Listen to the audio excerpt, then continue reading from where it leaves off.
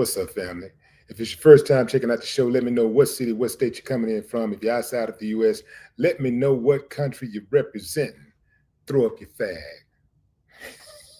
Throw up your flag. Family, I need you to smash up the like, smash up the like, smash up the like. I already can tell this is going to be one of those days, man. This is going to be one of those days. But, man, I got backup. I got me some backup today. So check this out, family. Today we're talking about one of the biggest cases in music history. Sean Diddy Combs is facing sentencing after being found guilty on federal charges tied to transportation for prostitution. The trial drew national attention, not just because of who he is, but because of the disturbing allegations that came out along the way. To help us break down what this sentencing could mean, both legally and beyond, I brought back a familiar face to the channel. Attorney Dennis Sperling has joined us many times, and today he's going to help us cut through the noise and get to the facts. What's up, King? What's up, Willie D? What's up, man? They got your boy, man. Hey, they got him? got your boy, yeah, man. Think they got him? Oh man, I mean,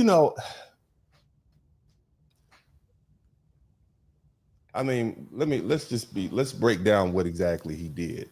Okay.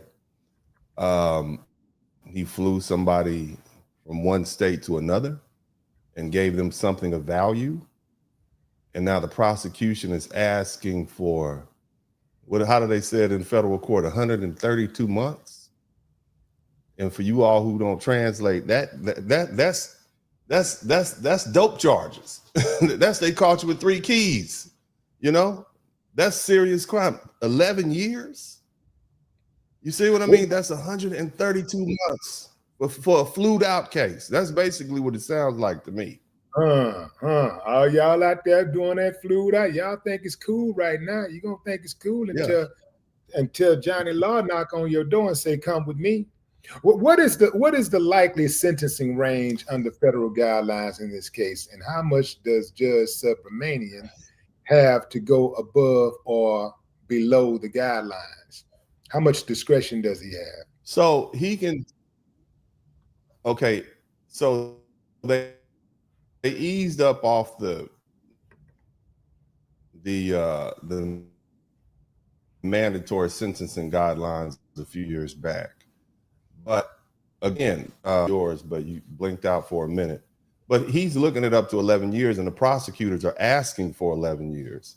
I believe that and I checked it earlier, his lawyer is asking for 18 months, and he's been in there for about 16 months, which would put him in, I believe he went in September in 2024. Is that it? Was it September?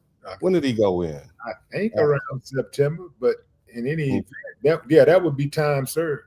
That'll be time served, but September 16th, 2024 was a Monday. That's when they arrested him. So if he got out now, that'll be basically, a few more months time served. But no, the prosecution is asking for the full extent. And, it's really at this point, it's at the judge's discretion. You have his victims, and we'll call them victims, who are saying that they still feel threatened. And so the judge can actually take into account his potential danger to the. There are accusations that he participated in something akin to jury tampering, and so the judge can take all that into account, man. And the thing is, man, this man's life is in the hands of a judge who's probably trying to get political points, and you never know. I mean, it's a horrible situation, but when I look at it as an attorney, and from what I know from the legal system, having practiced 25 years, my dad practiced over 40 years. My wife is a state prosecutor. You think that, we've gotten past that point, but I'm reminded every day we're not, and I remember the history of the Mann Act, because in effect, that's what he was found guilty of, which are the 2 lesser of the charges. The Mann Act basically says that if you bring, and they used to call it the White Slavery Act, and so that kind of gives you the history of it. But you know, this man allegedly flew some people out, adults who wanted to have sex with him, and he was willing to pay them or give them something of value. And now he's looking at 11 years of his life. He won't get out till he's 66 if he makes it out. It's just, you know, people always try to say, well, you know, the justice system is impartial and the justice system is this and justice. But those of us who know, we know it's not. And this is just a clear case of it. 11 years in prison. Willie, I know people who've done far worse crimes and got out in 18 months. In effect, this is this man's first offense, and he might be looking at 11 years. That's what the prosecutors asked for. I still haven't processed it fully, brother. But there are people who have confessed to sexually assaulting, like actually kids who never did any time in jail. They got a slap on the wrist, probation. Not saying that they anybody that violate that should not get some type of real punishment, but you know, it's just the way that they this double standard that they have, you know, is glaring. The assistant U.S. Attorney just said in court that prostitution causes other problems. It happens out of public view. General deterrence is needed. Send a message to all victims and to the public that this defendant's crimes are serious. You could encourage or discourage abuses. Was directed to the judge. What do you make of that? Well, I think, you know, and no offense to that particular prosecutor, but he needs to check his own family and check his own habits and see what crimes he's committed that he's got away with. Because here's the thing, because there's so many criminal statutes on the books, all of us have committed some sort of a crime against the state, so to speak. And, you know, of course, you know, I do believe that we need to have a civilized and society where people aren't just out committing crimes. But at this particular juncture, I don't necessarily, and I'm just speaking theoretically. If I was a prosecutor, I would take the same position he's taken. These people are trying to accomplish a goal. They are trying to they had a goal of finding this man guilty. They found him guilty, and now they have a goal of incarcerating him. This is what they're trying to do. I'm not taking it personal, but what I am looking at is the fact that this crime, the potential punishment does not fit the crime. You have consenting adults who are willing to basically pay to play, and now somebody's going to jail for 11 years, and I can't help but believe that there's some political theater involved and people are putting on a show. Making an example out of P. Diddy for flying someone out is ridiculous. What about all these New York businessmen on Wall Street who fly their call girls to their homes in New Jersey or drive across that bridge to their home in New Jersey? Should they be convicted of the Mann Act? What about the CIA, the members of the CIA agents who went to Russia back, I think it's like about 12 years ago. And not 12 years. That was back in 2000, I think 16, around there, where they got caught up in a prostitution sting. And all they did was, some of them got suspended, the others just lost their job, but never charges brought towards them. Well, in that particular instance, if they did it in a foreign country and that foreign country allows prostitution, then there's no crime committed, and our jurisdiction doesn't extend to those countries when there are consenting adults. Now, we do have laws on the book that say if you go overseas for the purpose of having underage encounters with underage people, you should go to jail, and rightfully so. But when we're talking about consenting adults, America loses jurisdiction once you leave the shores of this country. But my thing is this, man, and I'm still stuck on the fact that the prosecution is still asking for 11 months. What door is this going to open? Okay. Let's just think about it. You meet some chicks on Figueroa. Shout out to all the people in LA. You meet some girls on Figueroa.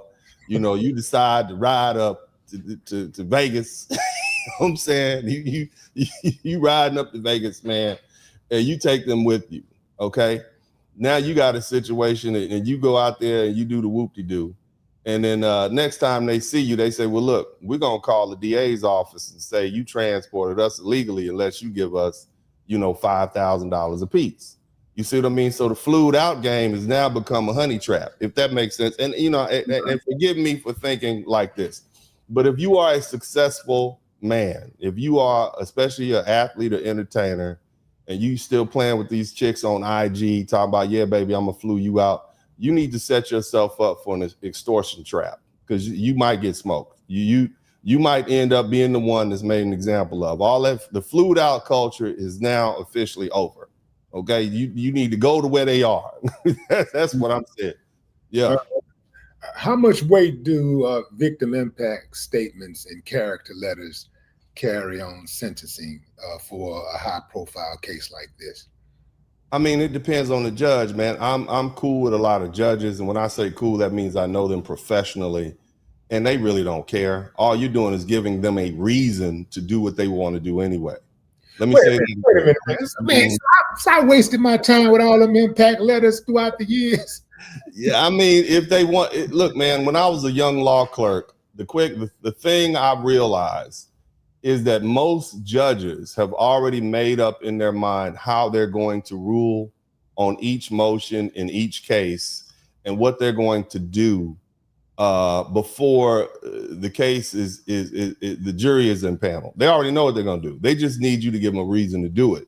So as a law clerk, what I would do when the judge would say, well, we have this case coming forward tomorrow. I said, well, Judge, how do you want to rule? And the judge said, well, I think he should be found guilty. Okay, well, I'm going to go find some law, or I think the defendant should win this, or the plaintiff should win this, or the state should win this. So I would go find the law to support what the judge said. This is what the judge wants to do. Let me find some law to support what the judge wants to do, and I'm going to go about my business and go back to my sandwich in my little cubicle at the time. That's how the legal system works. You are literally dependent on the whims of a person who does not know you, who is largely there as a person who is an elected official. Of course, this is federal court, and so this particular district court judge is appointed, but he'd like to be an appellate court judge. I'm sure he'd like to be the chief judge. I'm sure he'd like to make it to the Supreme Court or some other court if possible. So this is what you're dealing with. Yeah. So as far as impact statements, it gives the judge a reason to do what they want to do in the first place. Let's look back at the Dylan Roof case. You know, that particular judge down there in Dylan Roof, he said that we have, and for you all who don't remember, this is the horrible person that unalived multiple black people in the black church after he sat there and prayed with them. Well, the judge this particular judge was arrested allegedly for having material of underage material in his possession. I'll just say it like that. This is the same judge that said that there are victims on both sides of this. In other words, Dylan Roof's family was suffering. You see what I mean? And so he was more lenient on some aspect. I don't know if it was some real lenient on some aspect of a motion that was filed. And so that's what I'm saying. Impact statements and the stuff that the public does, the preachers showing up and whatnot, the victims saying how hurt them, it just gives a judge, and I'm just keeping it 100 with you. You see what I mean? So you give them a reason to do what they want to do anyway. Which brings me to my question here. You just opened it up. We're all humans, and we have our own implicit biases. Every single human being, I don't give a damn what they say, have implicit biases.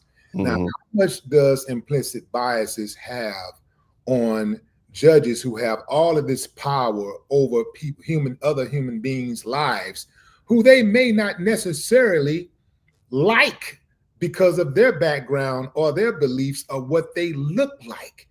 Do you believe that a judge is able to set those implicit biases aside and actually just stick to the law? Well, I mean, again, I'm just talking. I'm not speaking to you all. You don't leave your strongly held beliefs in the parking lot in front of the courthouse. Period. I mean, that's just a human thing. You got children that you like more than your other kids, right? You have cars that you like more than your other cars. You have women in your life that you like, men in your life that you like. You don't leave your intrinsic biases just because you don a robe and say, I'm not going to do it. You do your best to follow the law, but it leaks out. And this is why we have the vetting system when we're talking about, senators vetting the judges. And this is why we have voters who vet the judges that they elect in those states where people are elected. So you don't leave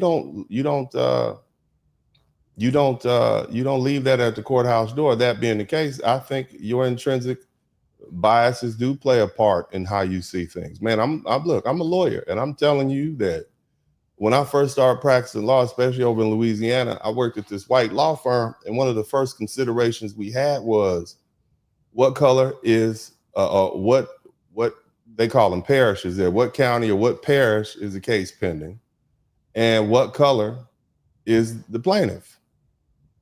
Now, some of you all don't like to hear this, but I'm talking about in the civil aspect, okay? Because if you're in Jefferson Parish, shout out to the JP, that's one thing. If you're in New Orleans Parish, and this is before Hurricane Katrina, that's another thing. If you're in New Orleans and you are a black client and a plaintiff, you're probably going to get a good settlement. You're going to get a judge who probably sees things a little bit more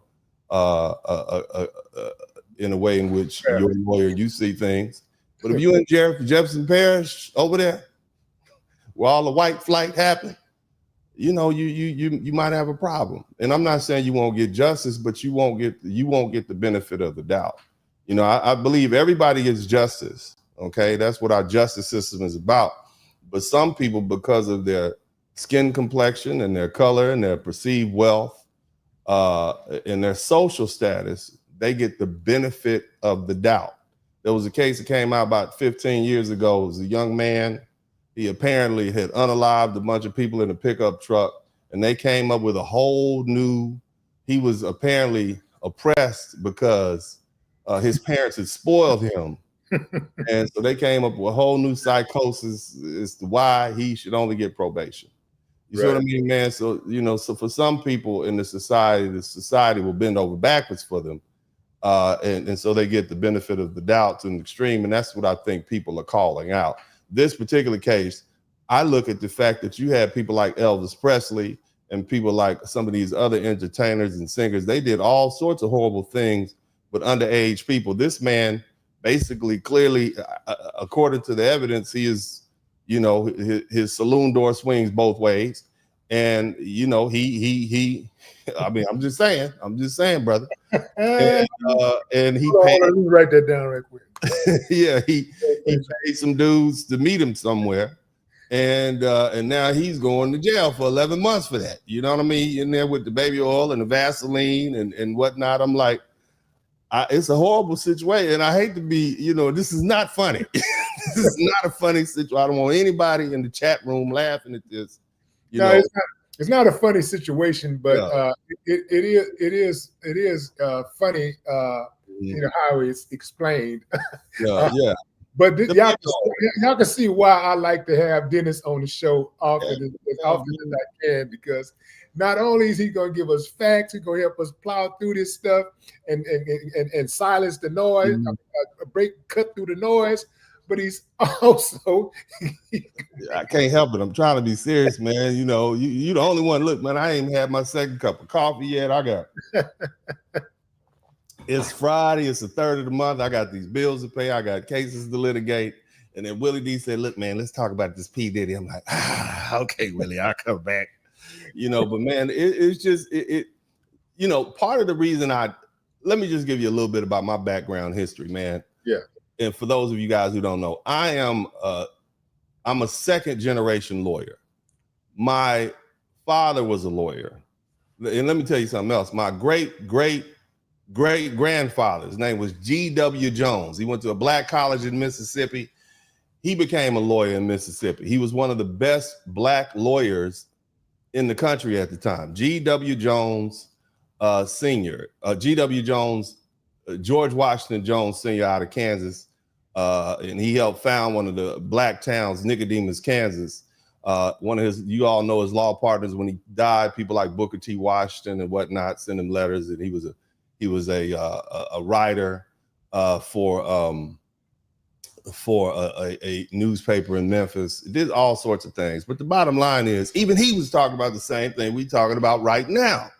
I look at some of his closing statements when he would speak to the juries, and he basically say, can a black man not get justice? We're dealing with the same thing. People don't leave their judicial biases and at the courthouse door. But the thing is, when you deal with a bunch of lawyers like I have, growing up with them, I mean, it's a certain cynicism that you have to develop.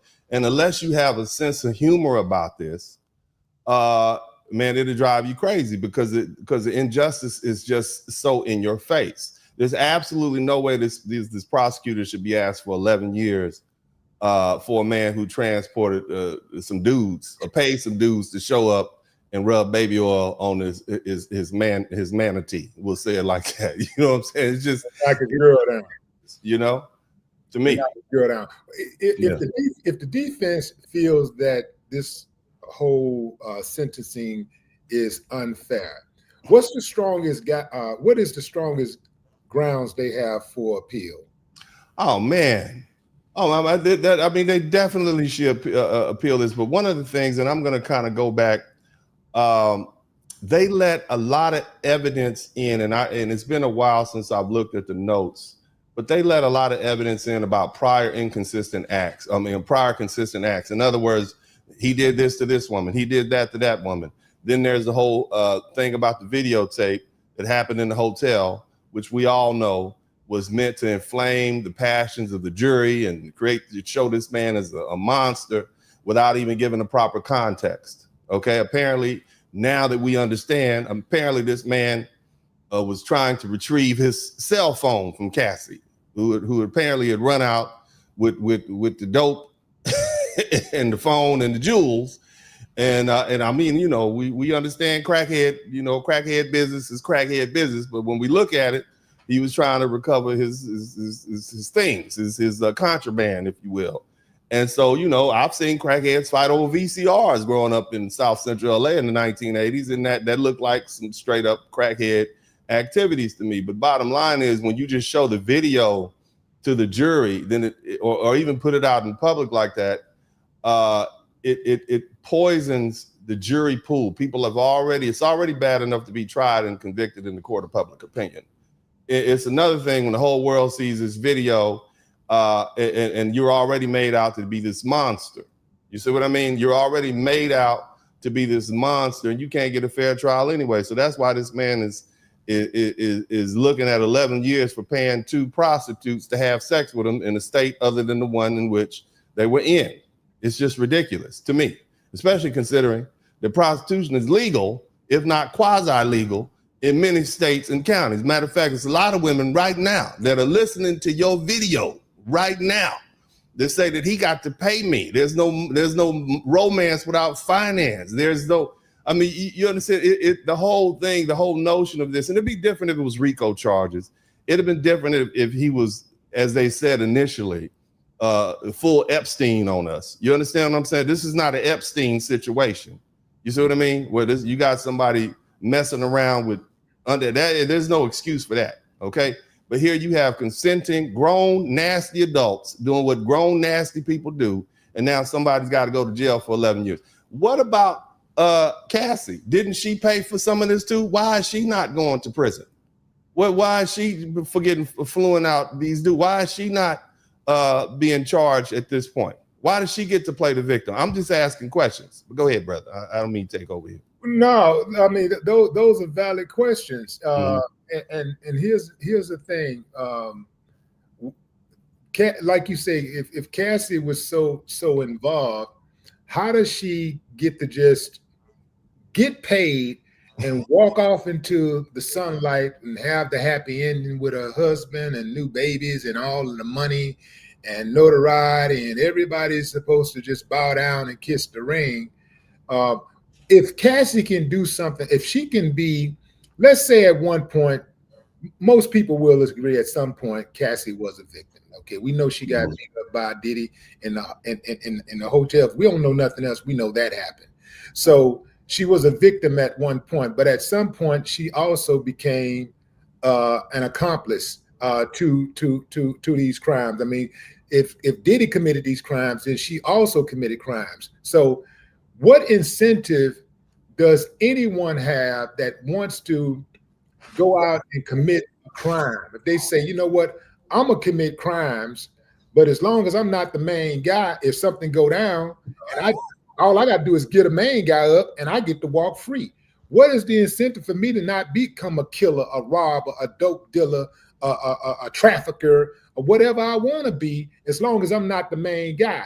They always want the biggest guy. They always want the big fish. So as long as I'm not the big fish, I can commit all the crimes I want to, and when they go down, I'll just start pointing like the Jackson 5.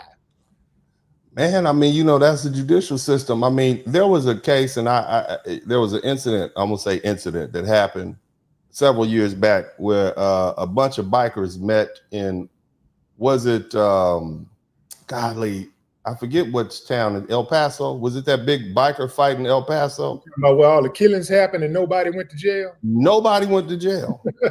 And the reason nobody went to jail is because nobody told on anybody. You see what I mean?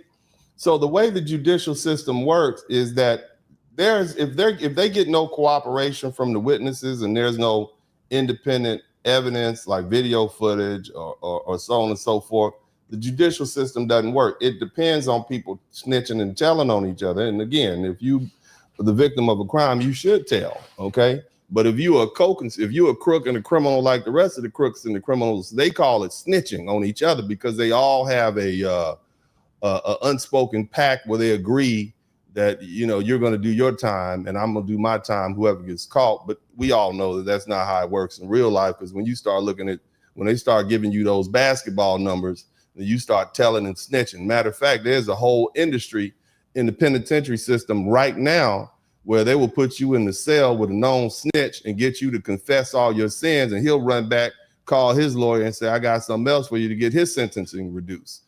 I believe the FBI said they spent, was it 30 something $million on snitches alone? I believe that's the number, $30 million paying off snitches here in the United States. So all of your Codys are actually are going to be the star witnesses against you. This is so, you know, the streets are dead. But back to your point, that's how the system works. We need, in the judicial system, we need people to tell on other people so that we can keep putting folk in jail, and you know, keep the judges paid, keep the prosecutors paid, you know, keep the prisons filled up. I mean, I've been telling people this for a minute, this whole situation of putting these illegal immigrants in jail, and I don't want to get off on a tangent, but the whole reason that we're putting people in jail is because when you look at the prison industrial complex, at the height of its incarceration, there was 1.9 million people. At this point, we're looking at 600,000 people in prison. So the prison population has dropped significantly, okay? And so what do? This is big business. And I believe 600 is where we are for Black men. I'd have to do the study for everybody else, but it's dropped significantly. So what we're going to do at this point, and I say we, because I'm a lawyer and I'm part of the system, and even though I don't practice criminal law, I'm just having an honest conversation with you. I appear in front of the same judges that put people in jail as helped me deal with my car accidents and getting justice for my clients. But again, I practice some criminal law with my dad. Don't do it. Don't have a taste for it. Really don't like it. But what we're going to start doing is we're going to start putting these folks in jail, places like Alligator Alcatraz, because it's money to be made in that. We can't possibly deport 20 million immigrants, but we can lock a good portion of them up. We can process through them through the system. We can we can seize their property. At this point, they're charged, what is it, $998 a day for people who overstay their visas. All of that money is going into the judicial system. All of that money is going back to the investors who put money in these on the stock exchange, these publicly traded prison corporations on the stock exchange. It's big business. You see what I mean? And this is the way the system is set up. Now, for some people, hey, you know what? It's not worth putting this person in jail. We'll wait for some other ones to come along. it depends on what, and they call it, the old players used to call it, you have the complexion for protection, so to speak. So you have to also understand that along with the intrinsic bias is a knowledge that we rather keep this individual out as opposed to this individual who is what they call undesirable. Okay. And they know well long before who's the primary target and who's not. That's just a tangent, man, but I don't want to divert too much from what we talk about here. Yeah. Going back to that shootout, it happened in Waco on May 17, 2015. That's right. It was the United States, and it was right here in Texas. A shootout erupted at a Twin Peaks restaurant where more than 200 persons, including members from motorcycle clubs that included the Bandidos, Cossacks, and allies, had gathered for a meeting about political rights for motorcyclists. Check this out, fam. Law enforcement, which included 18 Waco Police Department officers and 4 Texas Highway Patrol troopers, had gathered to monitor the restaurant and meeting from outside, and according to police, returned fire after being shot at. 9 bikers were killed, 18 others wounded or injured, and 177 individuals were ultimately arrested and initially detained in connection with the shootout, most for alleged participation in organized crime. According to the New York Times, the response by prosecutors was widely criticized as brazen overreach. According to the Waco Tribune Herald, check this one out, y'all. Dun, dun, dun. The shootout led to 4-year prosecutorial fiasco that resulted in dun, dun, dun, 0 convictions. 0 convictions. You got a shootout. They shooting at the police. It's eight people end up dead, 18 injured or wounded. Another 177 individuals ultimately arrested in connection with the shootout for alleged participation in organized crime, and not 1 conviction. Yeah. Can you say white privilege? I'm gonna go ahead and say it.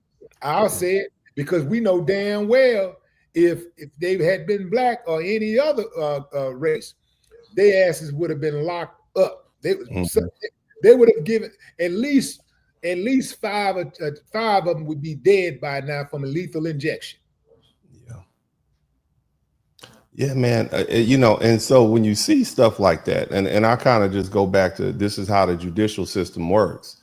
They need people to be witnesses in the case. It's one thing for something to happen. It could be a true statement, but it is until it becomes admissible evidence, then the court or the jury or the trier of fact is not allowed to use that evidence, at least officially, in their proceedings, to convict the person or exonerate them.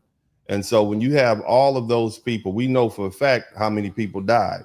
What we don't know is whether or not we can prove who killed them beyond a reasonable doubt. And that's why folk just let go, and this is how the judicial system works. And, a lot of people see flaws in that.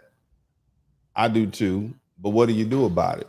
You say we don't want to end up like some of these other countries where, you're half accused of something by somebody, and next thing you know, you're in the gallows. But then we have cases like this, and I just really think that this is just overcharge. I'm just telling you, it's overcharge. It was political. It makes no sense. You would think that our president would step in and pardon this gentleman, especially considering that he himself has been accused, allegedly, of some of these same, and I'm just gonna say accused, allegedly, of some of these same activities. You see what I mean? But I don't think that P. Diddy is going to be able to achieve any sort of pardon, especially since our great leader has said that he and Diddy fell out because Diddy was talking bad about him at some point in the recent past. So we'll have to just see what happens, brother. Right. Do you believe that Diddy's celebrity helped or hurts him? And check this out. Yeah. Do do the judge feel any pressure to make an example out of Diddy? What do you think? Because I'm gonna just tell you straight. I'll go ahead on and break Mhm. protocol. I think the judge feels pressure to make an example out of Diddy. But what do you think? I mean, when I look back, man, I remember the O.J. Simpson case, and way back in 1995, and that's before most of these people knew. But I was old enough to understand what was going on. And remember Judge Ito. I mean, he relished in the fact that he was a superstar. All the cameras were on him. The eyes of the world were on him. Johnny Cochran, Marsha Clark, Chris Darden, uh, all these brilliant minds. I mean, so they kind of get off on the celebrity. I would say. Here's another thing. They always say, well, you have what do they call it, an advantage because you're a rich and powerful celebrity. And that is true. But in the inverse, you have people who say, well, this is a 10-point buck. You a Texas boy, we're going, I'm going for a 10-point buck. If I can bring this 10-point buck down, I can put this head, I can skin this thing, I can put it on top of my fireplace as a showpiece for something that I've accomplished. Right. So for these prosecutors, P. Diddy, a billionaire, okay, number one, a world-renowned celebrity, that's a 10-point buck, okay? And I know some hunters in here who are going to correct me on that, but that seems like a prize. So his celebrity actually works against him when it comes to making him more of a target. Now, he does have the money to pay for, I guess the best defense lawyers that he can pay for in the region, and they did a great job. I mean, they did an excellent job. Now, I think most of us agree that the RICO charges were a bit excessive and unnecessary. It was an experiment in criminal justice science, and it failed.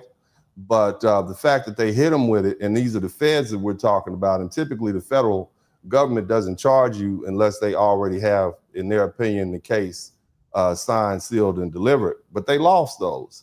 So he got the two lesser charges, and you and I talked about that live at some point in the recent past when the convictions came down. But man, his celebrity has worked both for him but also against him, because if this was some Joe Blow from New Jersey who went to New York, met a couple of hookers down on, in Uptown somewhere, and brought him back to his flat in New Jersey, he wouldn't be looking at 11 years. He just even if he didn't just sit back and watch, if he participated, he wouldn't be looking at this type of time. We got an update inside of the courthouse. Mm-hmm. Diddy's attorney Driscoll, they're making they're bringing forth these presidencies, different cases, these presidents of different cases. Mm-hmm. One of the cases, the attorney cites where they had a case with 7 victims, no grouping enhancement applied. The defendant got 18 months, was released after 9 months. So they're making the case to the judge that, hey, there's a precedence for something like this, and it ain't what the prosecution is trying to make out of it. Right. Well, again, they were looking for RICO charges, so they're trying to turn this molehill into a mountain to try to save face. Hey, you know what? We didn't get him on the RICO charges, but we won anyway. We still got a decade out of it. Mm-hmm. So he's gonna have to do a decade. He might give back a couple of years, but he's gonna do some time. And that's kind of what they're interested in. They're trying to save face. They're trying to look well. But the thing about it is, Sean Combs, he didn't receive any money from this. I don't even think, so to refer to him, as a SEX trafficker, right? This man was in it for his own personal baby oil fantasies. I mean, if you just want to, this is not that type of crime. You know, yeah, he might be a freak. He might be a bad person. He might be a person who does DV. He might be all of that. But what he's not is somebody who deserves to go to prison for 11 years. And the truth is, man, I think it's 10 years each charge. So he's looking at up to 20 years. If I recall, running concurrent. yeah. Right. Yeah. So, you know, they run it. He's looking at 20 years if they run it consecutively. Right. He can do that. They can do that. This man's life, I mean, 20 years for a 55-year-old man is basically a life sentence. Yeah. In my opinion. So, you know, I mean, this is what happens, man. And it's a cautionary tale for a lot of people who, you know, when you get the money and you use the money and you enjoy the money. Because 20 years ago, a Diddy party was the thing to do, right? 20 years ago, the Diddy party. Oh, yeah, everybody wanted to go to the Diddy party. Lo and behold, not everybody, right? Right. 2 years ago, a Diddy party was the thing to do. Yeah, and so now, man, it's all come to bite this man back in the butt. But again, man, I'm gonna be honest with you, man. Just talking to you, one black man to another. I always tell my sons to be cautious. I watch where I go. I watch what I get involved with.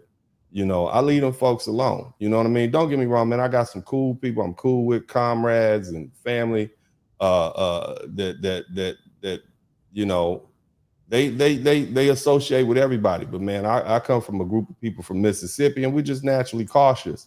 And especially when we live in a time like this. You see what I mean? It's the reason why I went to a HBCU. I live in a black community, grew up in a black community. My children are black. All my you know, my the women in my life are black. And so, you know, man, because when you start overexposing yourself, you're going to have people who are jealous of you. And, you know, when I was in law school, there was this lawyer, her name was Bridget Brown. She was one of the realest sisters ever, man, when I was at Southern University in Baton Rouge. And she taught this practice called the law office practice. Sister out of Alexandria, Louisiana. So shout out to attorney Bridget Brown, everybody who went to Southern back in early 2000s know who she is. She said, when you're dealing with these prosecutors, you got to understand, they got these Ford Tauruses and they see you pulling up in your BMW and your Mercedes Benz with your nice car. Living a life. Right. You know, and you got the big house and whatnot, and they become jealous of you. You see what I mean? He said, hell, she said, even your secretaries are jealous of you because they see the checks coming in. You see? Mm-hmm. And this is just her telling how lawyers are perceived. You got family members who are jealous. Now imagine being a billionaire black man who's running around at the time with some of the most beautiful women in the world, like J-Lo and all these other women, and having these fancy parties and meeting presidents. And, you know, they never forgave him for, you know, vote or die. The whole thing he participated in when he started foraying into politics. So, you know, you got people who out there who are jealous of you, man. And they you know, and jealousy has a long memory. And so you got to be mindful of that. You know, there's a brother, this brother is worth $11 billion. He's the richest black man in America. And he lives up in, I believe his name, I forget David, I forget his last name. Lives in the Midwest. Married to the same black woman he's always been married to. And we always think of Robert F. Smith, but this brother made his money doing tech. His name is David Lloyd Stewart. David Lloyd Stewart. You never hear anything about him. Brother is quiet. You don't hear no fancy parties. Like I said, he married to the same black woman he'd been married to for about 40 years. He actually made his money in tech, in fixing technical issues that people have with their computers. Brother went to Central Missouri State. Again, 2 kids, same wife named Kimberly, originally from Chicago. And that's the way you kind of have to live, man, because there's haters out there. You know, that's why they say old money is quiet, because old money knows that you're a target. You know, but I mean, think about it, man. I used to ride around Houston with a 1965 Cadillac on 20s, man, with in a Chevy Impala with candy paint on it. with orange alligator. You see what I'm saying? Mhm. On the interior, white on with the red piping. I had Shorty over at Shorty's Hydraulics put some switches on it, and man, but that's because I never had money before. You know what I'm saying? I was around here, growing up, and these was my ghetto fantasies. So when I finally got a few nickels to rub together, I wanted to do that. But again, you create haters. You see, so this is a cautionary tale to everybody out there. You don't need to put all your business in the street. You see what I mean? You don't need. Look at the only reason Diddy right now is being targeted is because he's a rich black man who's flamboyant with it. Okay. Let me jump in real quickly. How could Diddy possibly keep a low profile when he made his money by being the face of every company that he's ever had? Like, he's always been the guy. Optics were everything. He had to be out in the front in order to draw the customers in. Bro, ain't fame a bitch? Ain't it? You know better than me.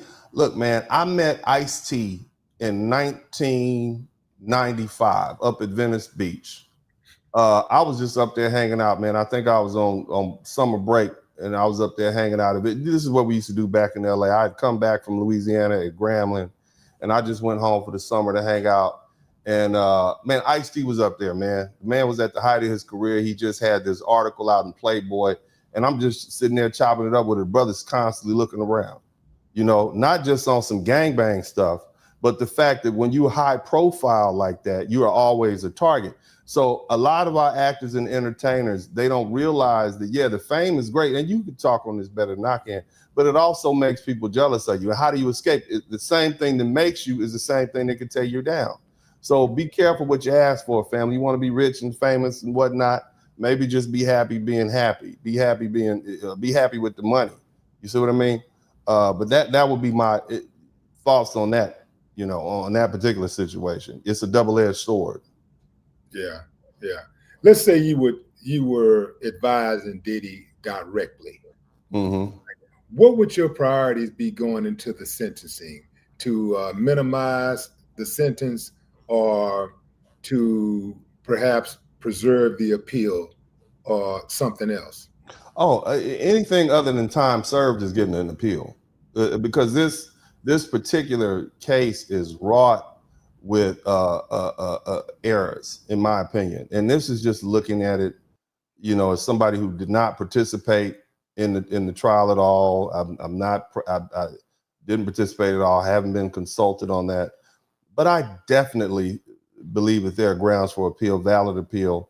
And they should definitely take that. That's what I'm looking at. Anything other than time served, we're gonna take an appeal on that, baby. You're not you're not gonna go out without fighting. If you got $1 billion, and they're trying to give you 11 years, you need to spend some money making sure that the judgment was even valid.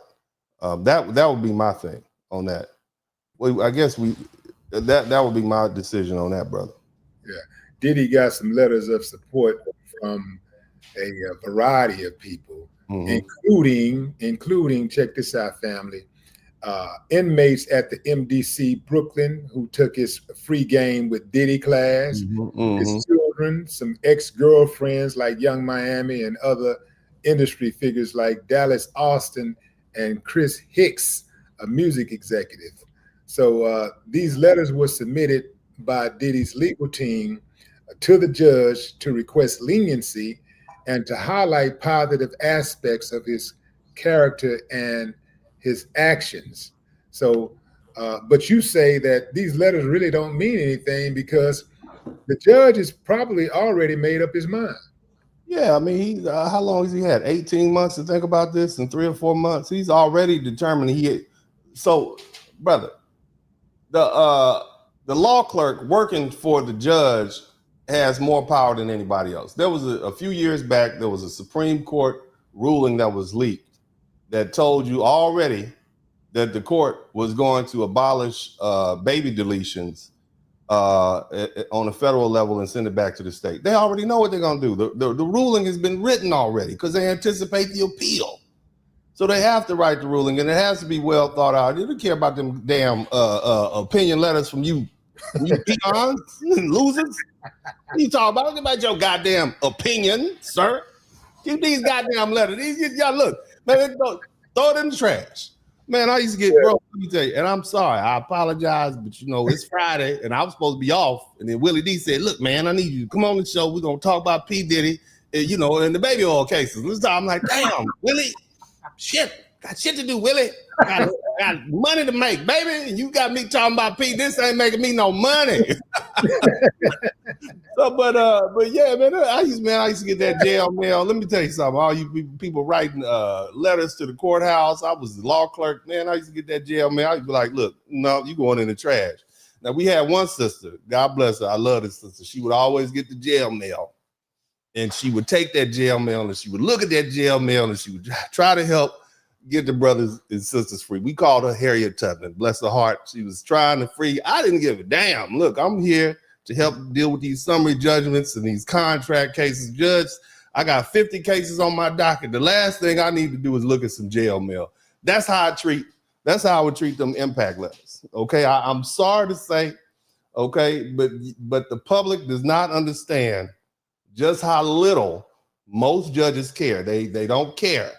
I'm sorry to say they do not care about you, okay, at all. All right, they have already written out the opinion that they're going to render, because what they don't want to happen is for their judgment to get overruled at the appellate level. That's what makes them look bad. Again, as I said before, the judges are already, they use the impact letters to do what they want to do anyway. All that is just, well, this poor victim, they're going to sit up there. All rise. Yeah, the Honorable such and such and such and such comes into the court. And this is the case of the state of Sean Baby Oil Jones versus the city of New York, the state of New York. And I've read this thoroughly, and we, although empathize with, and we know justice, they're already reading from the script. I've sat there, look, man, I'm fresh out of law school, and I didn't realize just how much power I had, okay? So I'm fresh out of law school. I'm sitting here. I don't know a damn thing. Judge said, look, I got 20 cases on the docket. It's 15 criminal and 5 civil. I need you to figure out what I should do. This is what I want to do. Okay, so I write the judgment. The judge sat up there and read what I wrote. My little memo that I wrote probably 8:30 the night before, because I'm trying to get home to watch Martin. You see what I'm saying? So I got my priorities to deal with. So I'm trying to get on home, watch Martin, give me some cheese sticks, and some Kool-Aid and go to sleep, right? So I sat there and wrote the little 2-page thing, typos and all. The judge sat up there and read that on the record, and somebody went to jail. And I realized, damn, they really don't give a damn, because I didn't give a damn when I wrote that. So this is your judicial system. I hate to be like that. I know. I know it hurts your feelings, but your life is in the hands of somebody else. So the best thing to do, man, is just try to avoid it. Pay your traffic tickets. Don't speed. Keep your insurance. Stop smoking that weed in your car. Keep all your business off the internet. Do the best you can. I know you don't like that, but see, here's the thing. I'm at the point in my career where I just don't really. I'm gonna tell the truth. You see what I mean? I love what I do. I love helping people. There's a little fraternal battle that goes between criminal lawyers and plaintiff lawyers and civil lawyers anyway. So I don't give a damn what these prosecutors and defense lawyers are talking about anyway. You see what I mean? Because they always have stuff that they call us ambulance chasers and stuff. I was like, well, at least I'm not putting people in jail. At least if I'm having a bad day, nobody's going to jail for 40 years, sir. You see what I mean? You get in a car accident, I got you, and mostly, of course, there's serious incidents and I go back and forth with Brother Willie D, because he and I have that type of relationship, be knowing each other for years. And we just trying to lighten this mood a little bit. And you all want to be entertained, but just to keep it 100 with you, nobody cares. Nobody really cares. And the only reason we care about P. Diddy is because he's a billionaire. If this was Tyrone Jenkins from the Bronx going to jail, you all wouldn't even be watching this. You see what I mean? Because it's P. Diddy and it's a spectacle, we're literally looking at a public lynching. And you all are sitting there eating your breakfast sandwiches and just enjoying the entertainment. I mean, this is us. This is our society. We have to also look at ourselves. But, you know, I'm going off on tangents, brother. I'm going off on tangents.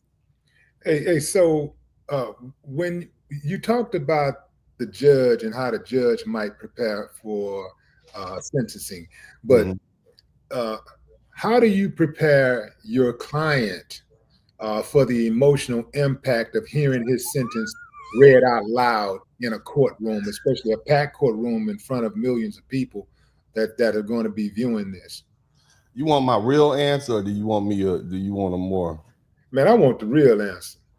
Well, I'm a lean back on what my dad said. He said, "Look, at 5 o'clock, I'm gonna go home. At 5 o'clock, you're gonna go through that door with that man with the badge and the gun. And that's it. What am I supposed to do? You did the crime. You the one with the baby oil and the party. You the one that got the crime. How can I prepare you for that? Allegedly. Yeah, allegedly. I mean, go talk to a psychologist.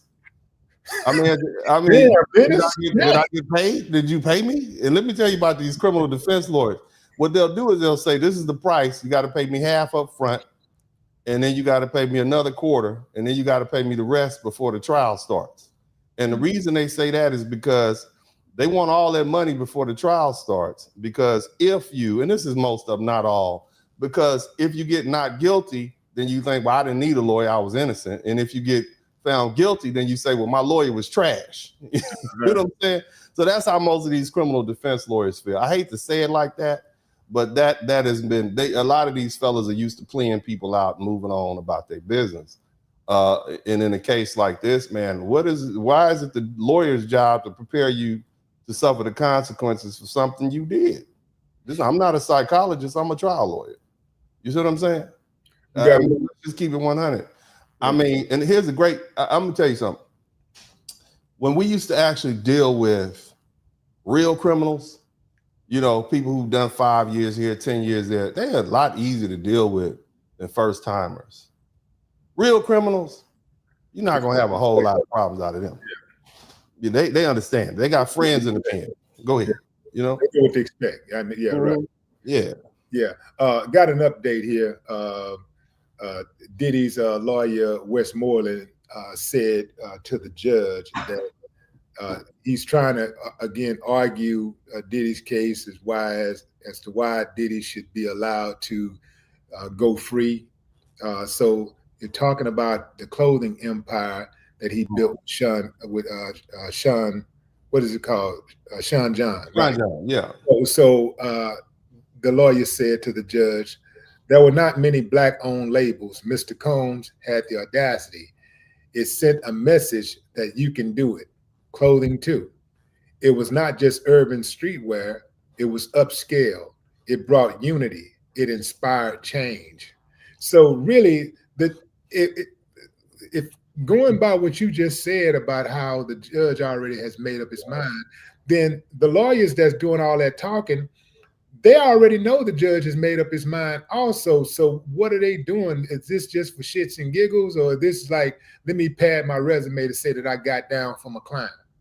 Man, I had a judge, let me say this, and I'll answer your question. I had a judge, they start preparing the jury charges before the jury, they start paying the verdict form before the jury came back. They already started preparing the guilty verdict before the jury came back. So they already knew what the jury's gonna do. So in a situation where you have folks saying, yeah, he did this and he did that. Well, that wasn't all he was doing back then, was it?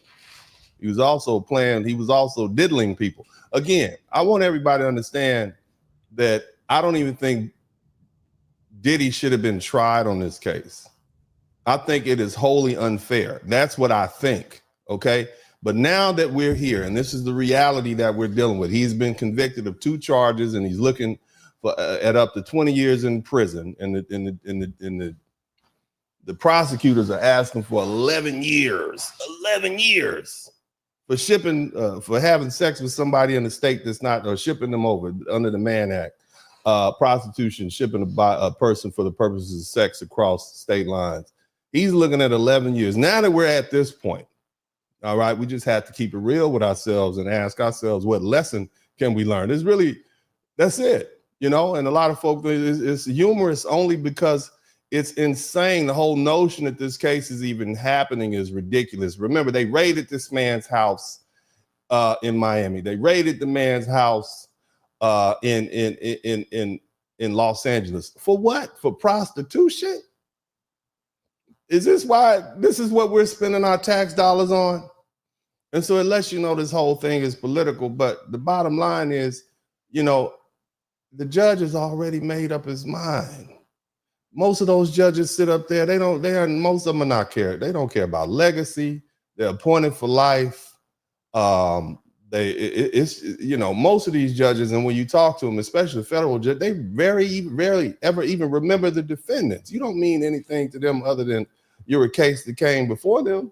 And I hate to say it like that, but that's the truth, you know. But again, our judicial system is a reflection of our society. So when you start pointing fingers at the judicial system, point fingers back at yourself, because you nominate the people. You elect the people. You elect the people to sit as judges. You elect the people who become district attorneys. You elect the presidents and the senators who are the president who nominates the judges to become federal, sit on the federal bench. So look at yourselves. If you don't like the judicial system, then it's your fault also, because you elected these people, and that's just where we at. And but no, they don't care about them damn victim statements. And if the man did all this good and great stuff, that's wonderful. But he was also doing some other stuff. That's how the judge is going to sit, and that's how the judge is going to perceive that. Well, yeah, that's great that he started a clothing line, but what about that ass whooping he gave Cassie in that hotel in California? We just supposed to ignore that because he put some clothes out? Let's keep it 100. You understand what I'm saying, brother? Yeah. How could today's sentence set a precedent for how the justice system handle these type of cases going forward, especially like these high profile cases, when you consider the fact that most people believe that these are trumped up charges, that he was overcharged? Mm-hmm. How could today's sentencing set a precedent going forward? Oh yeah, brother. When I was at Tulane, I went to Tulane, and I had this brilliant professor who had worked at the Department of Justice, and at the time he was there, they had a case where an environmental lawyer said, because they had enacted some criminal statutes having to do with environmental law, they said, we created this system and now we have to feed this animal. The justice system, the criminal industrial complex, is an animal, and it needs to be fed with bodies. Now, again, it costs a lot of money to prosecute Sean Combs, but there are district attorneys, both state and federal prosecutors, who will look at this and say, okay, this is another way we can put bodies into the system. And so, what you think is just something that's going to happen to P. Diddy, if it can happen to him, it can happen to you too. So be mindful of that. And, I know a lot of white folk, I know you're looking. There's a lot of y'all out there saying, well, it can happen to you too. Because what they start with us, it ends up on y'all. You guys remember the crack epidemic? All right, well, now look at this fentanyl epidemic. You see what I mean?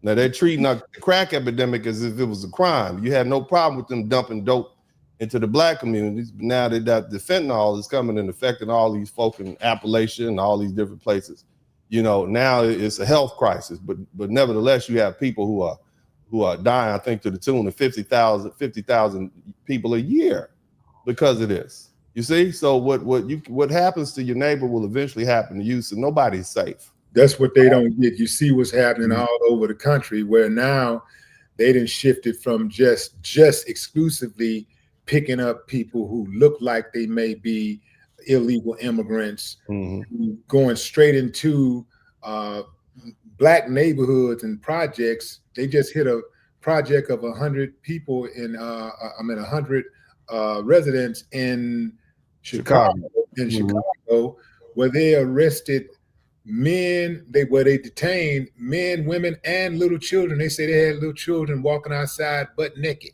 Yep. So yeah, like this is But here go the thing, white folks, y'all next. Y'all think y'all safe because Donald Trump is white, and Donald Trump is a white racist. Y'all think y'all safe, but Donald Trump wants to consolidate power. And if you allow somebody to consolidate power, that means that you have zero power. You got to understand that. So whatever life is like for you right now, whatever you're enjoying, just know that you're gonna have to give that up. Well, the thing is, man, we purposely keep Americans ignorant. A lot of European white people don't know the history of Europe. They had a caste system over there. They had serfs, they had peons, they had peasants, they had knights, they had clergy, and then they had the royalty. The serfs, basically, they weren't slaves, but their labor could be sold.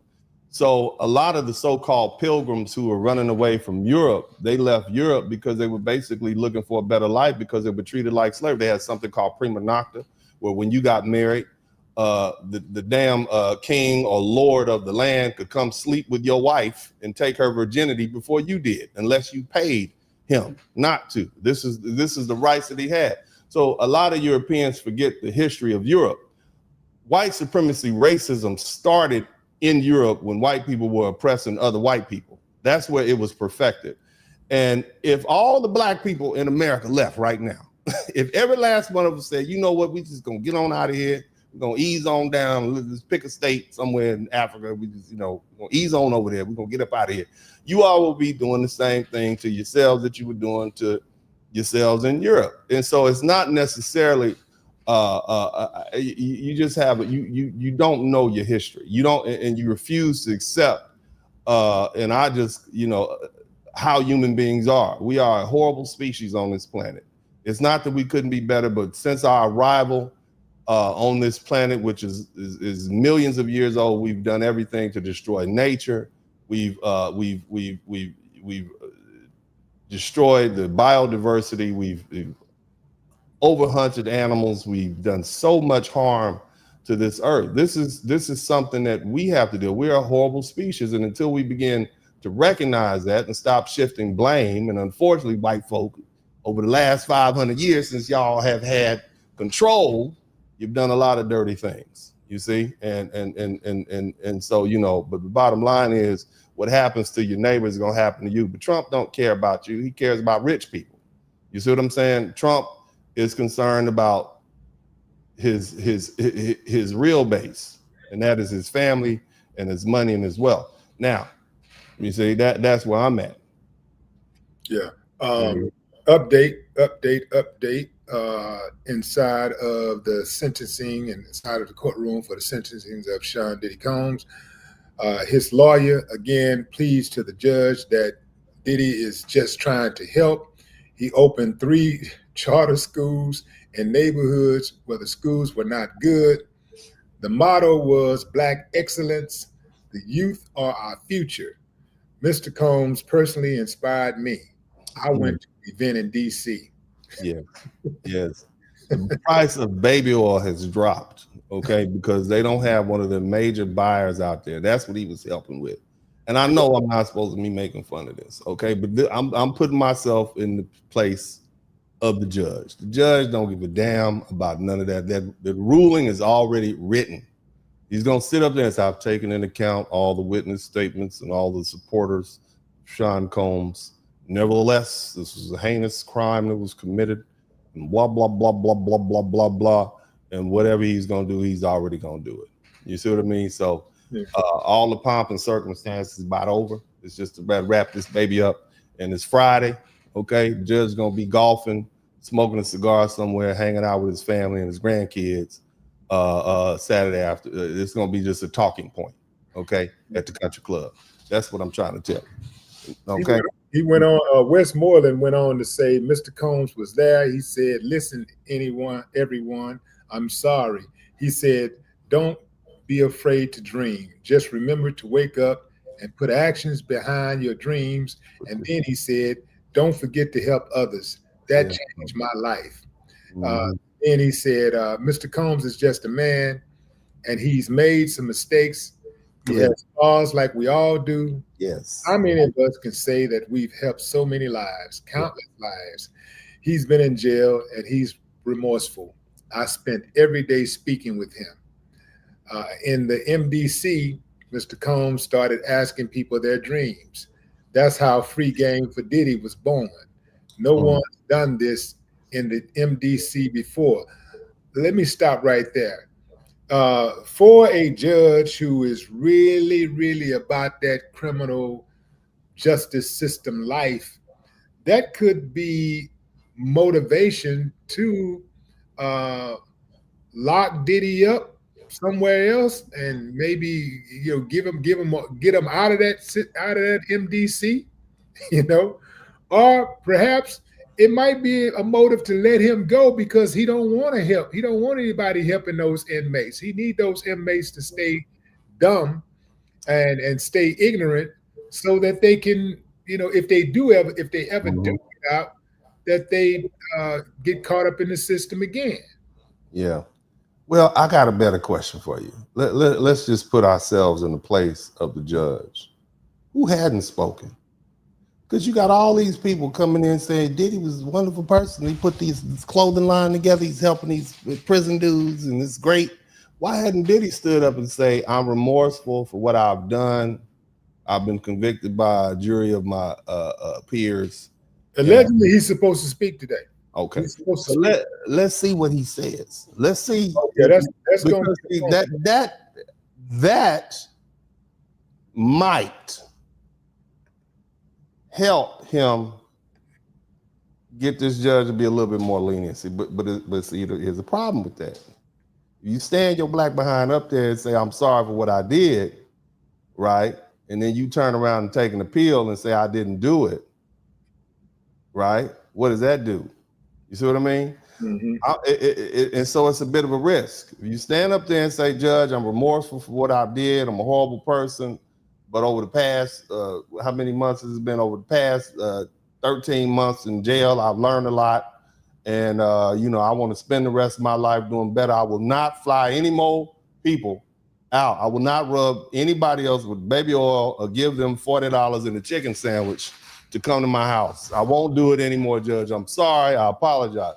If you come clean, maybe the judge will give you 5 years instead of 11. You see what I mean? Yeah. But if you sit, it depends. It depends. I don't know. Maybe that might have, because see, at that point, the judge is going to say, well, I got him to give basically a confession after the fact. And so if he takes an appeal after that, he'd be stupid because the judge, the appellate court is going to say, well, and even though they're not supposed to, you know, um, the appellate court is going to look at, well, he did confess it. But if he doesn't say anything, the judge is going to say, well, you're going to appeal it anyway. So let me give you that work. You see? Yeah. Mm-hmm. Another update from inside the courtroom for the Diddy sentencing. His attorney, Westmoreland, continues to say, there's no benefit to warehousing Mr. Combs in prison. Thank you. So he concluded his speech there. Mm-hmm. Judge Mr. Steele, who is Diddy's attorney, also he steps up. He said, "We want his children to come up and show the video." So now the kids are going to get up there and speak and plead for their daddy, plead for mercy for their daddy, and they're going to show a family video of Diddy doing charitable work with and hanging out with his kids, and even there's a piece where Diddy becomes emotional after Kim Porter's death. So all of this is in hopes that the judge will see Diddy, the human side of Diddy, not the celebrity side or the criminal side, but they want to show Diddy in a light that Diddy is an asset to the community. He needs to get back home. He still has young children that he needs to raise, and judge, you got to show some mercy. Mm-hmm. Praise God. Hallelujah. Hallelujah. I don't, again, he could have been doing that before he was doing all the other stuff he was doing. See, you got to understand where this judge is coming from. All that is fine and dandy, and you may have some redeeming qualities. But a lot of times what prosecutors are looking for is they're trying to separate the monsters from the people who just made a mistake. Okay. And even though Sean Combs has not ever been convicted of a crime that we know of, at least not this series, he reads like a monster based on some of his past activities and actions. Mm. Okay, so understand that. Now, if you got somebody, their first offense is, I don't know, getting in a fight at a basketball court over a girl, they might get a slap on the wrist and get sent home. That happens, especially if they're young. But if you got a 50-some-year-old man who has a strong history of doing monstrous things to people, then the judge is going to take that into account. And from what I read on the notes and the press release on that, that's the mindset of the prosecutors, and that will give the judge the opportunity to enhance his case and justify what they're doing. But again, it's great that he was a wonderful person, or that he was a monster that did good things, but he is still a monster nonetheless, as far as the prosecution is concerned.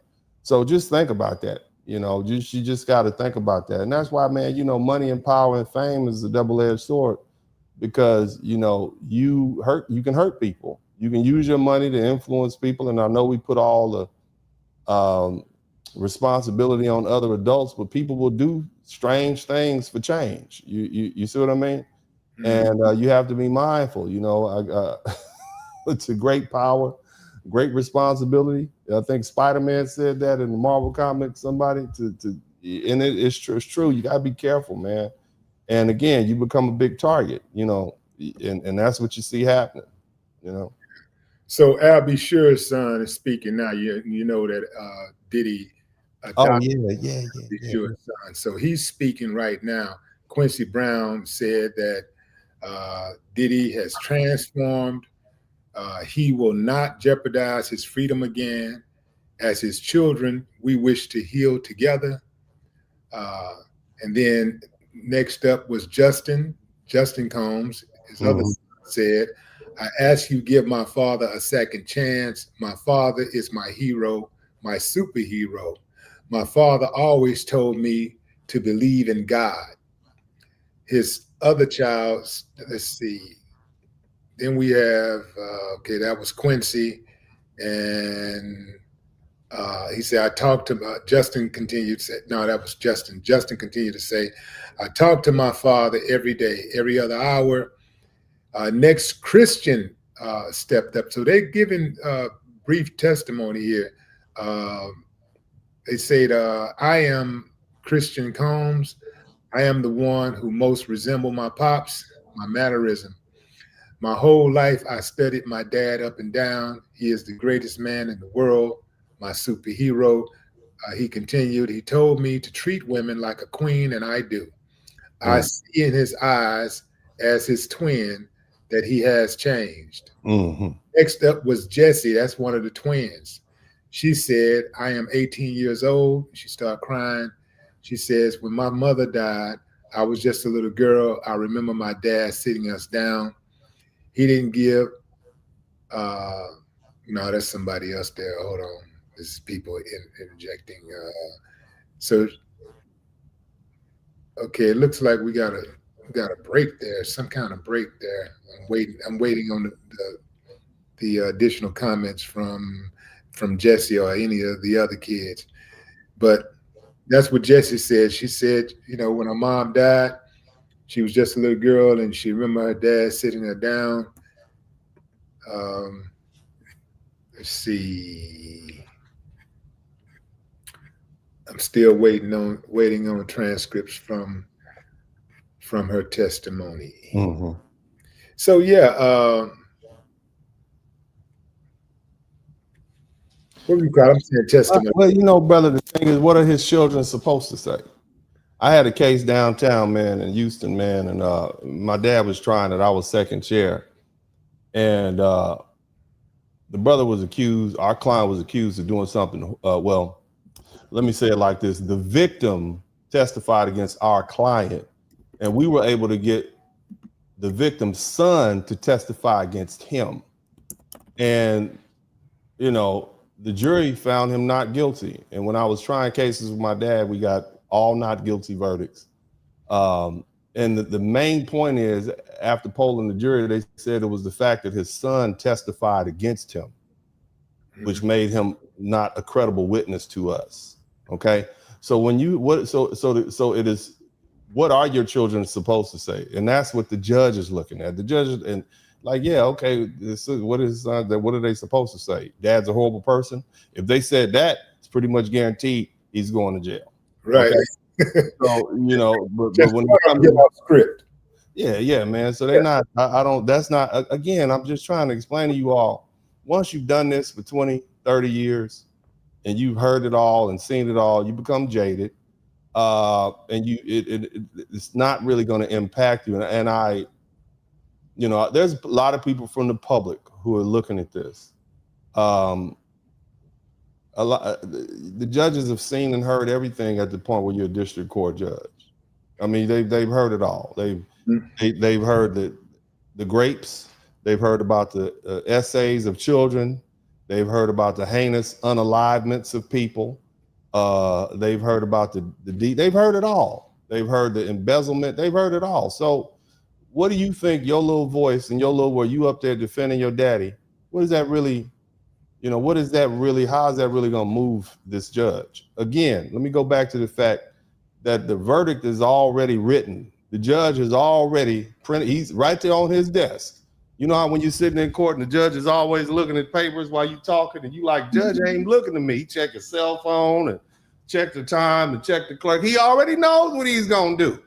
Right. Why am I sitting here listening to you all and I already know? I'm going to just let you go through it because this is your due process. Go ahead. Who's next? All right. Go ahead. Y'all.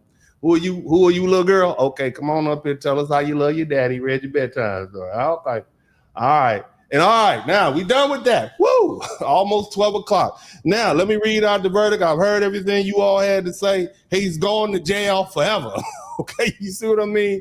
And I hate to be like this, but this is our judicial system. This is our justice system.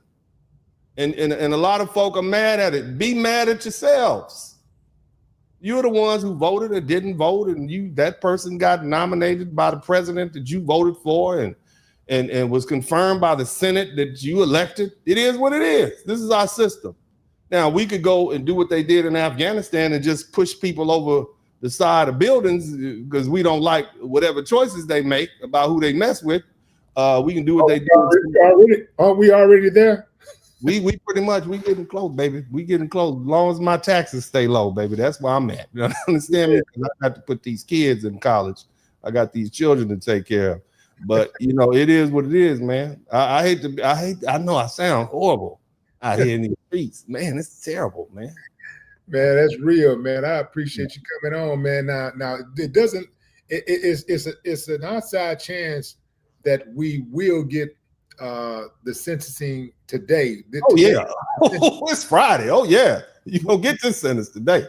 Well, the only reason why I said there's an outside chance is because there's a whole lot of drama going on. There's a lot of different people speaking and they're introducing a lot of testimony, and a lot of statements are being made. So, I mean, it's a big old circus. So, we might get the sentence today, but it may not happen. It's a chance that it may not happen till Monday. Look. We're gonna put him in jail today. All right, we're gonna get this done today. We're gonna get all these people, all their damn whining, and this is the redneck. Okay, you're right. You know what? Now you are right. Yeah. Today is Friday. If it was Thursday, it's Friday. Yeah, but today is Friday. They're gonna want to wrap this thing up. Yeah, So it'll happen today, but we don't know what time because there's a lot of moving parts. But if you will, I like you to come back on when we do find out what happens.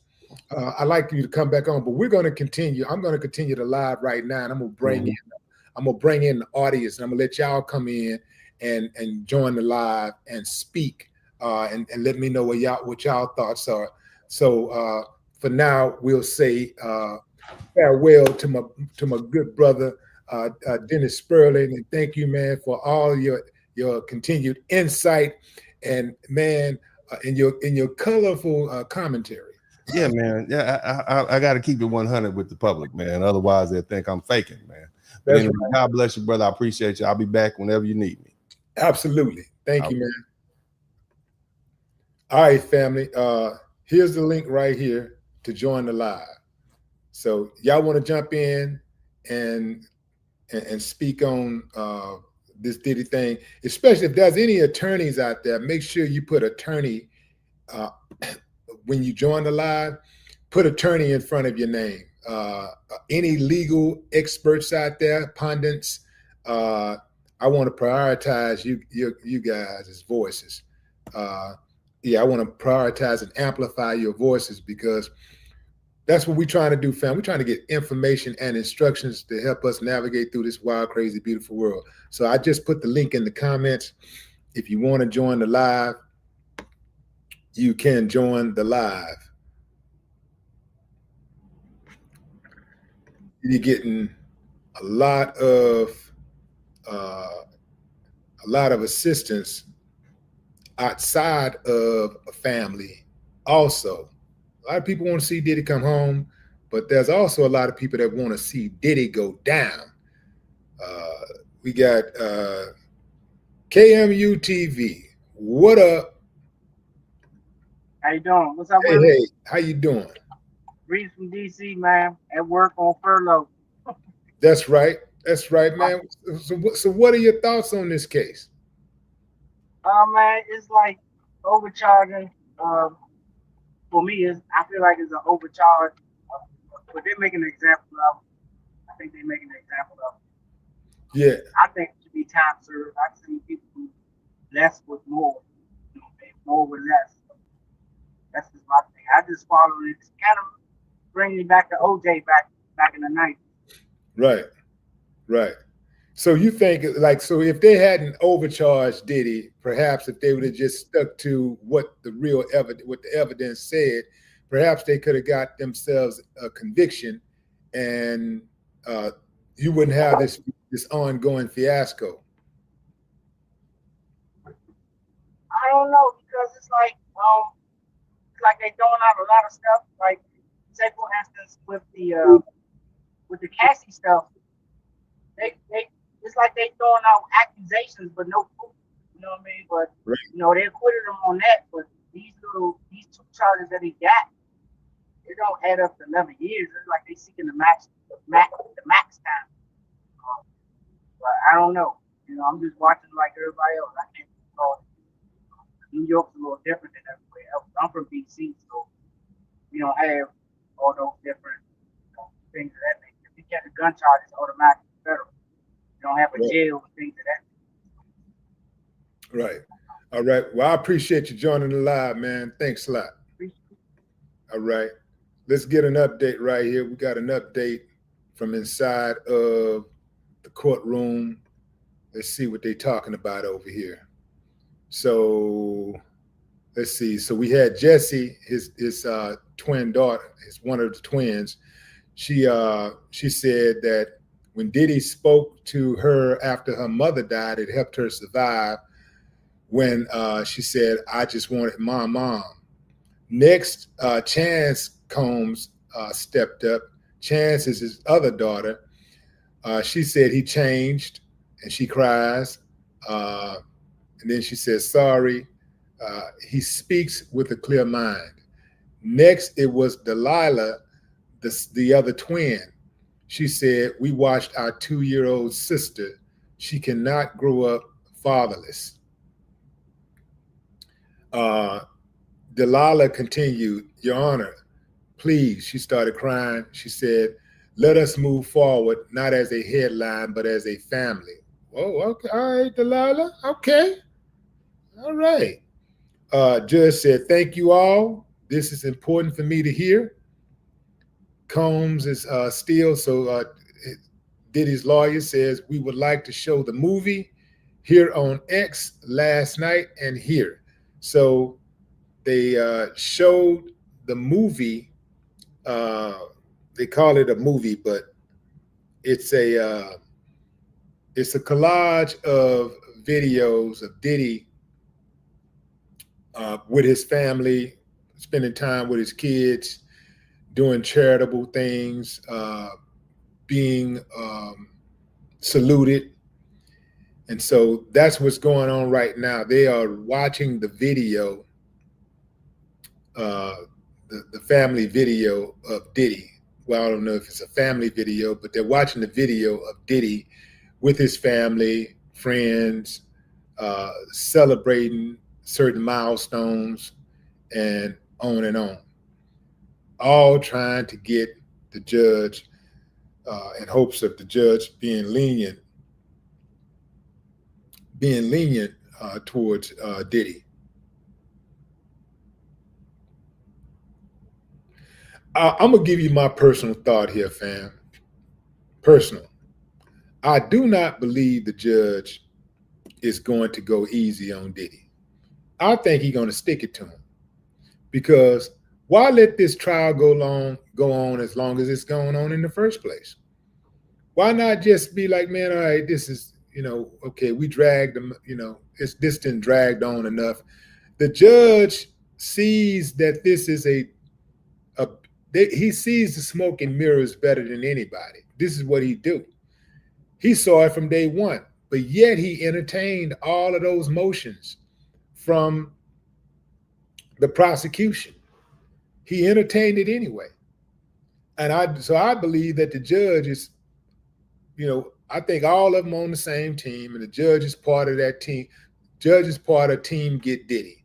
And all of this stuff that he's been doing and talking about, let me think about it and get back to you and all this stuff, it's been all an act the entire time. I think it's been an act. I think the judge made up his mind. I think the judge made up his mind when they told him that he would be presiding over the case. That's what I think. And I think the judge is going to stick it to him. And then it's going to become a whole other story whether or not Trump is going to pardon him.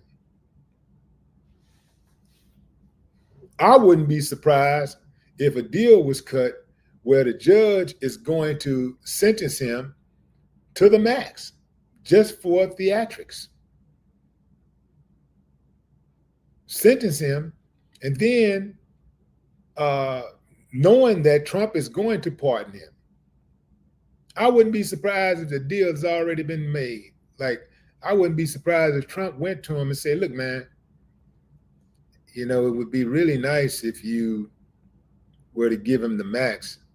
The more years you give him, the better I look when I pardon him. So I'm not trying to tell you what to do, Sub-Romanian subway, but it would be nice. I wouldn't be surprised.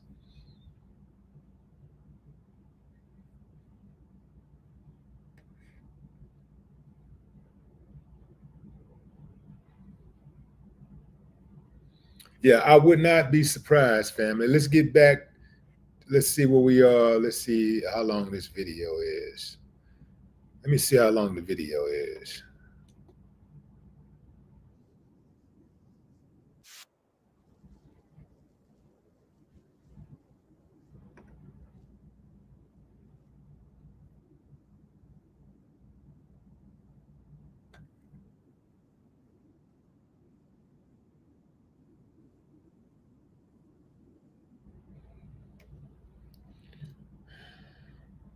So the video is 11 minutes long. I'll show you the images of the video, and because I don't want to get flagged here. So let's see, where are we? I'm going to share my screen. Share my screen. Share my screen. Here we go. So this is what's being shown right now in court.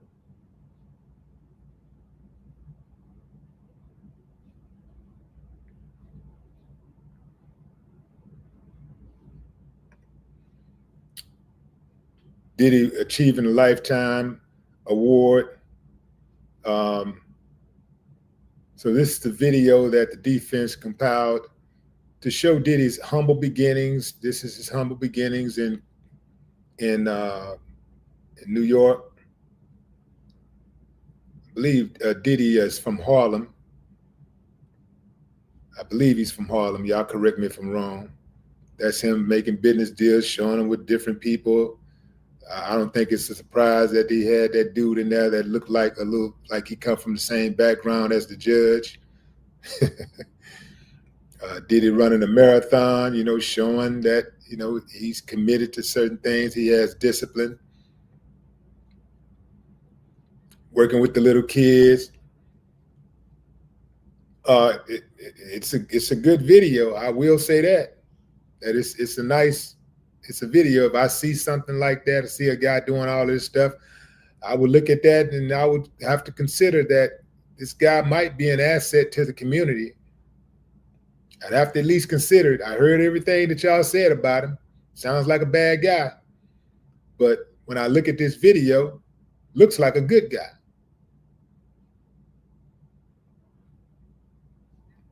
But as attorney Dennis Sperling said, the judge has already made up his mind. He believes the judge has already made his mind up.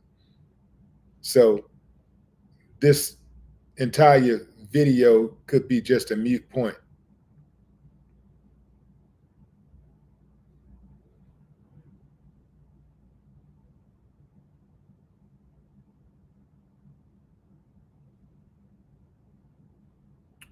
It's a big deal running a marathon. It's Diddy with the kids, more video of Diddy with the kids, celebrating. Now he out there with the football team. That's good stuff. That's good stuff.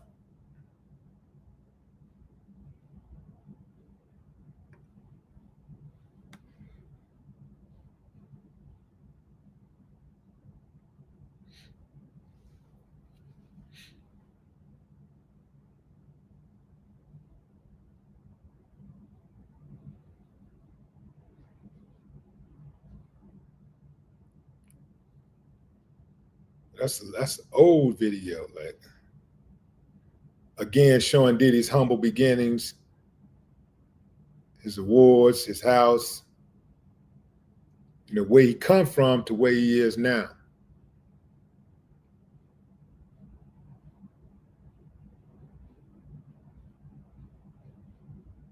And I believe this is the school that Diddy built.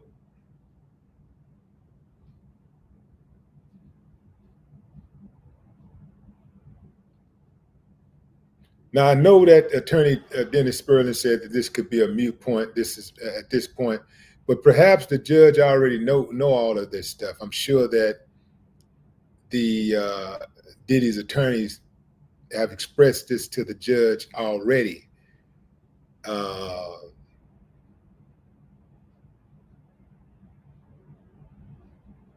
Where at least some of these accomplishments, I'm sure that has been expressed already to the judge.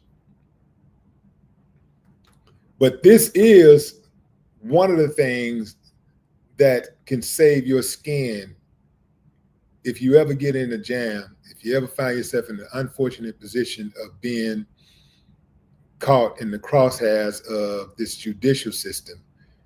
Because what they look for is, how can you be, if we let you out, how does society benefit from you being out of jail? What can you give to, what do you have to offer to society?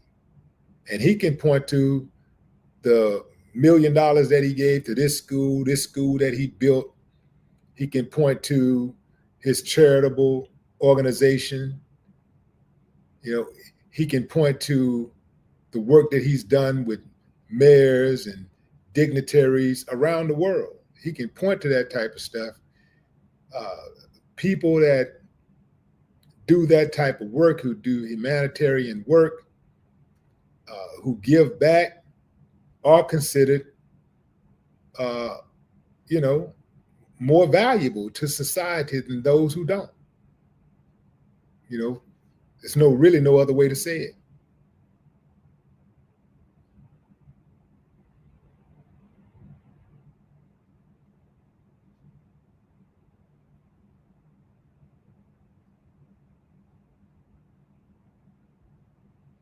Like he got himself an honorary doctorate from, I don't know what school that is.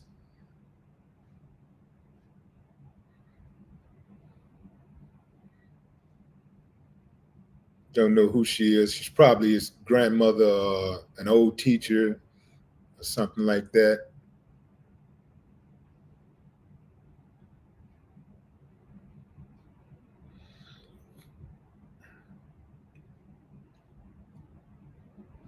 They pointed on Diddy praying. Now he praying for it, man. That's they are pointed on.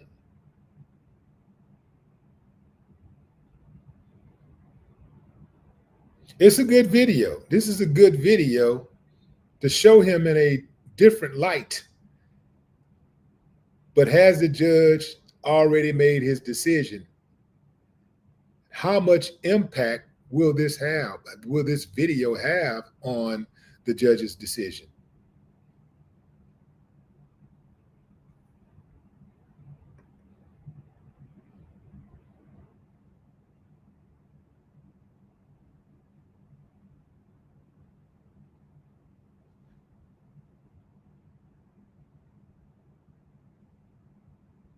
Robin Ness C said they dug in the crates. What's up, China Carter? I see you. Now, I'm trying to see who that is right there. Who is that? I couldn't tell.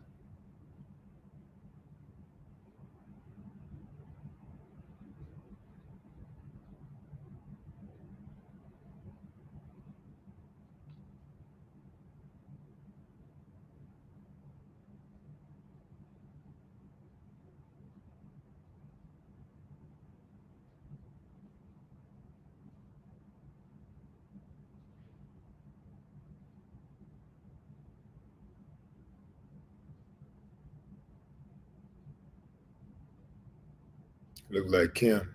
Yeah, that's Kim Porter, the mother of three of his children.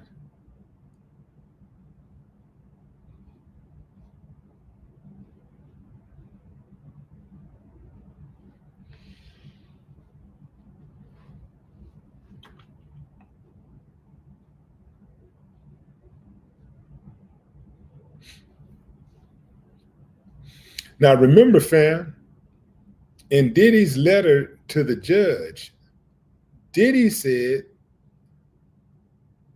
in Diddy's letter to the judge, he told the judge that he asked for forgiveness from the judge, forgiveness that he told the judge he would not have given to anybody who had done something like that to his daughters.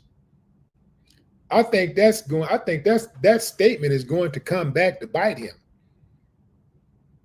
I think if the judge sentence him and go hard on him, especially if he go hard on him, he's going to cite Diddy's own words as a big reason why he gave him that time.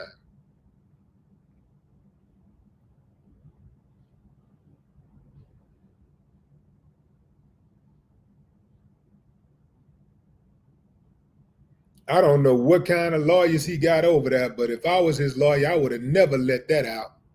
I would have, yo, man, hold on, bro. Even if you feel that way, you can't say that.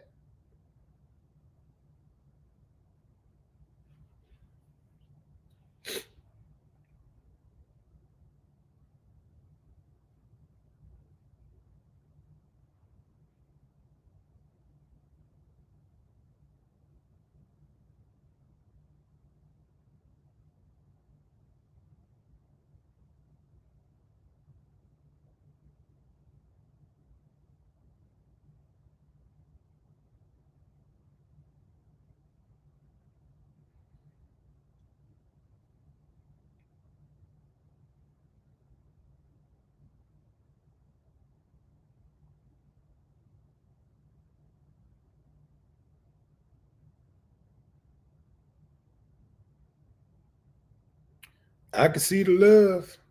I can see the love. The question is, will the judge consider it?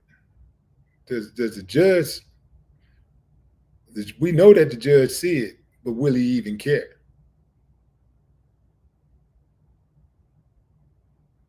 I don't think he will.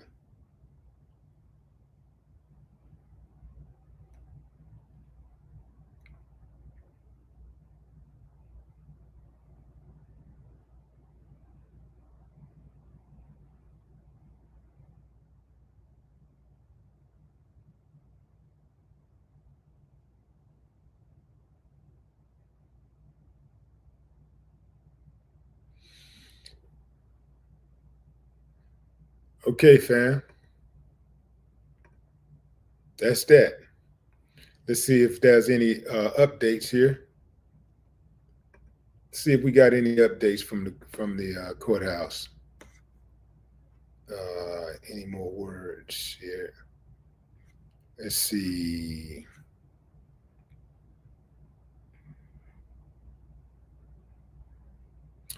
So the judge just said we will resume at 2 p.m. 2 p.m., which is about another 39 minutes. So they're going to resume at 2 p.m. So they're going to resume at 2 p.m.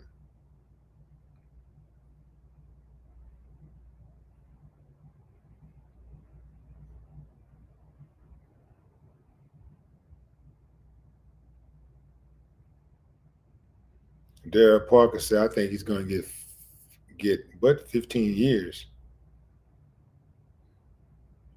Nah, I doubt it. Seriously doubt that.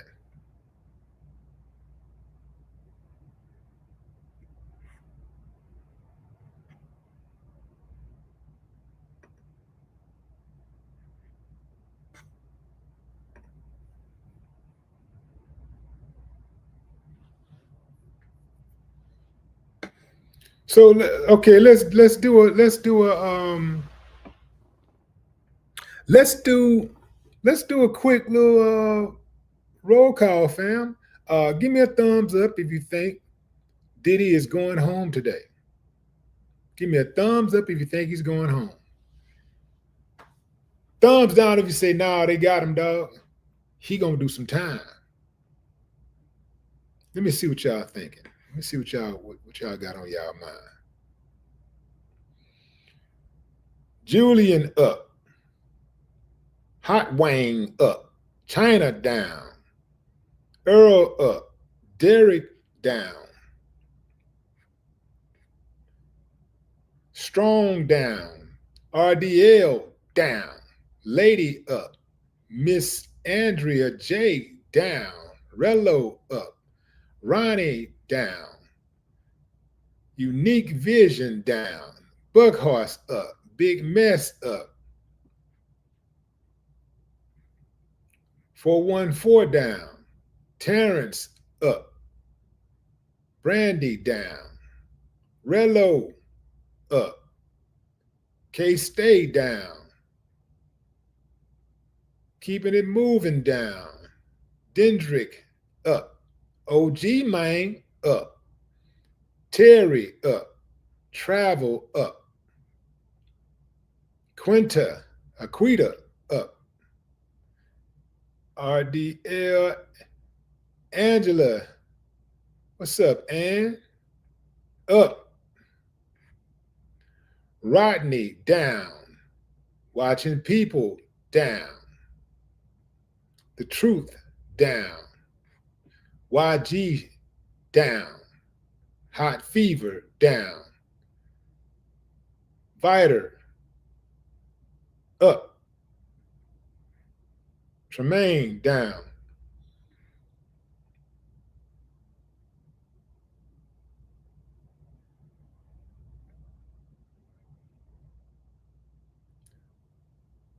J.E. up. Dizzy up.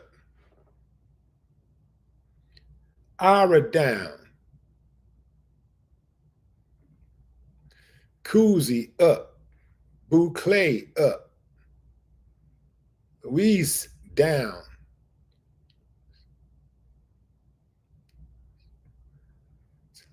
Say Lois down. Joe up. Antonio up. P-Town down. Dennis down. Daryl up. Tony up.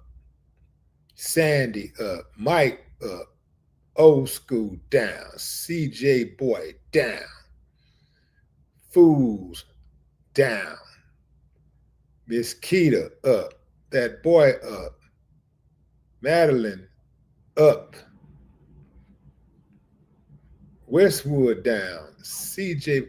Oh, fam, it's kind of hard. It looks like y'all about it even. Like about half of y'all believe that he's going home. The other half of y'all believe that he's not.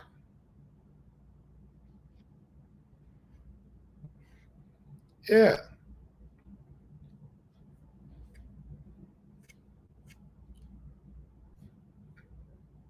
that is extremely interesting.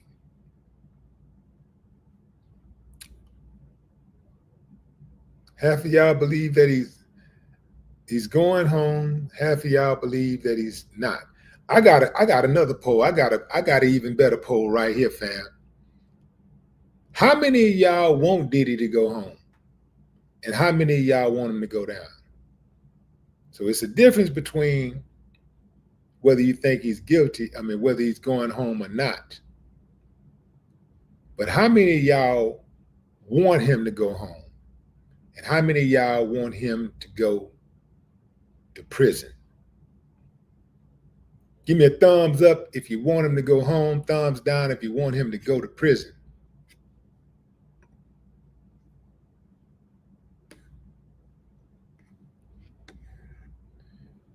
Dendrick up, Darnell up, Julian up, The Truth down, Audrey up, Lady up, Joe up, Derek up, Fool up, DC up, Doris up, Andre up, Tremaine up, China up, Knowledgeable up, Dizzy up, Walter up, Seven up, Rello up, J.E. up, Lakeisha down, Dylan up, James down, Angela up, P Town up, Robin Nest down, Lois up, Black T up, Sylvia up, Dub J down. Overwhelmingly, most of you guys want to see Diddy go home. Uh, I think based on the charges, fam, on these particular charges, he should go home. This is the law. If you want to look at what the law say, if you really want to act like you care about the law, then you send him home. He should go home. Now, some of these other things that he's been accused of, uh, if you got evidence and you can hit him with that, you hit him with that. But based on the evidence, based on the charges, everybody know he's been railroaded. He should have never been charged at all in the first place. Now, had they came after him for beating on Cassie, then he get what he get, right? And uh, he can't even be mad at that. But to just give somebody some charges, just trump up some charges, put some charges on a man, just because you can, just because you don't like him, that ain't cool, because that could happen to any of us. Any of us could find ourselves in that exact same position. And guess what? Most of us ain't gonna be able to defend ourselves like Diddy can defend himself, because at least he got some money to defend himself. And that's the thing about America. Like if you're accused of something that you did not do, if you get railroaded, if the judicial system overreach, if you're the victim of an overzealous prosecutor, even if you're found guilty, you can get that flipped. You will get it flipped eventually on appeals, because you can afford the best lawyers, right? But if you cannot afford those lawyers, you're gonna have to be out there on a hope and prayer, and you may have to have that sentence, that verdict, stick with you for the rest of your life.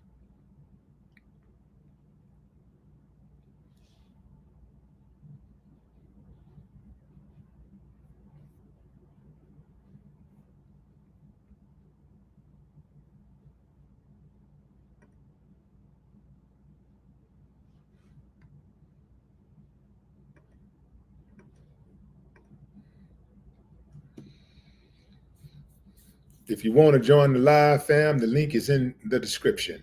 If you want to join the live, the link is in the description.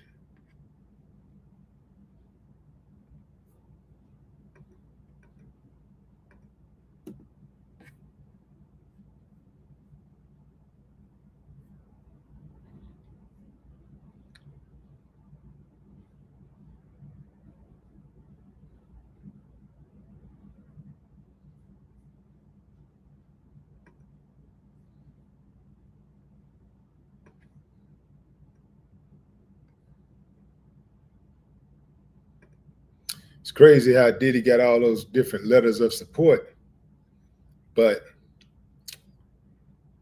you didn't see a lot of those people being vocal with their support when he was locked up.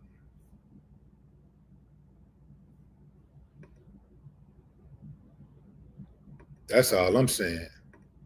Like, where were a lot of these people while he, you know, all the time that he's been locked up? Where were these people?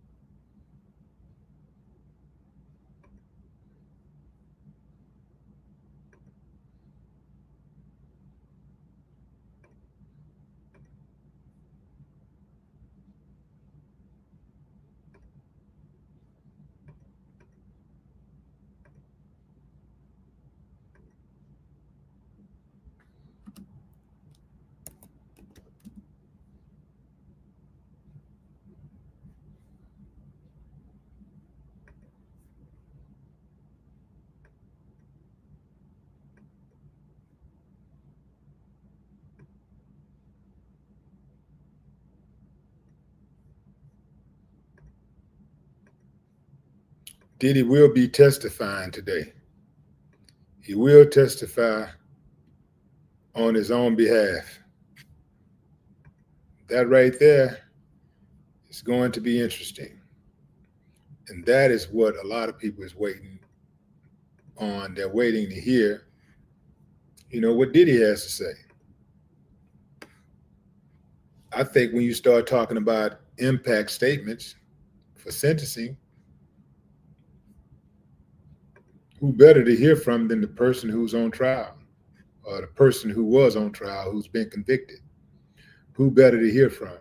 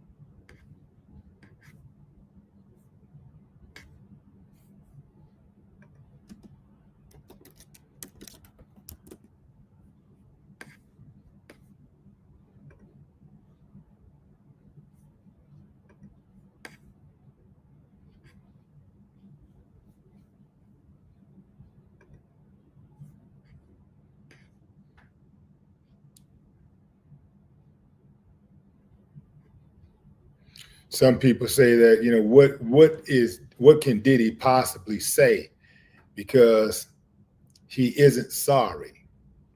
Some people don't believe that he's sorry. So what can he possibly say? His history speaks volumes, more than his sorry does.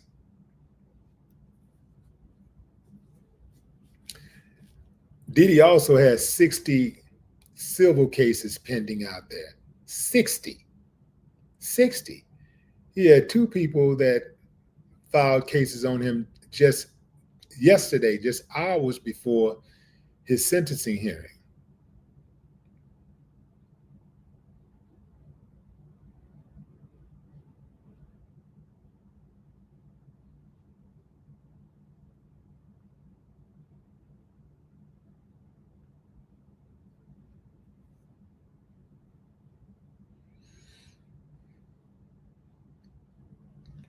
There are even some people who are saying justice for Tupac because they believe that Diddy was involved in Tupac's murder. I don't believe Diddy was involved in Tupac's murder, but there have been some things that were said that leads me to believe that he really, really did not like Tupac for real.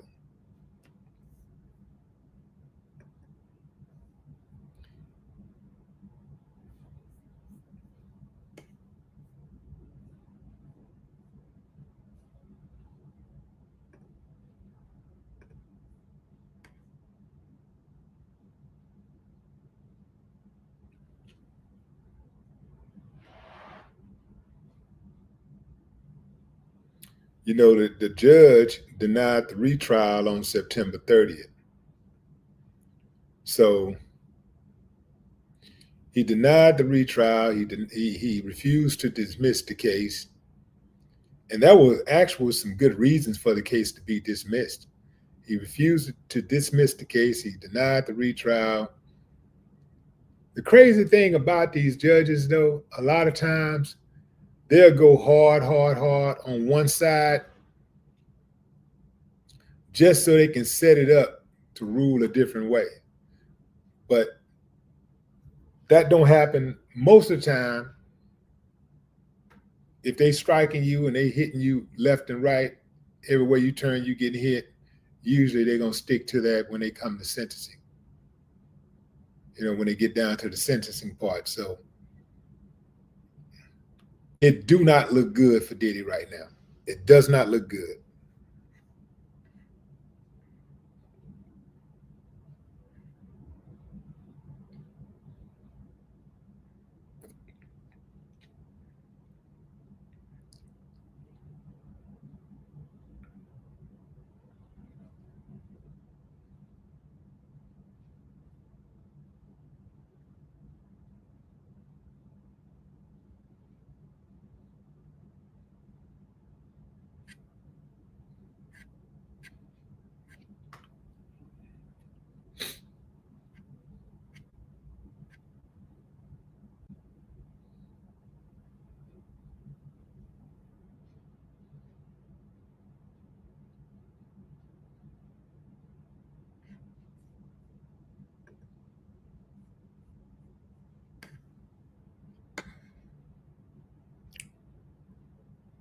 Real Royal said, Diddy say more money, more power, more money, more problems.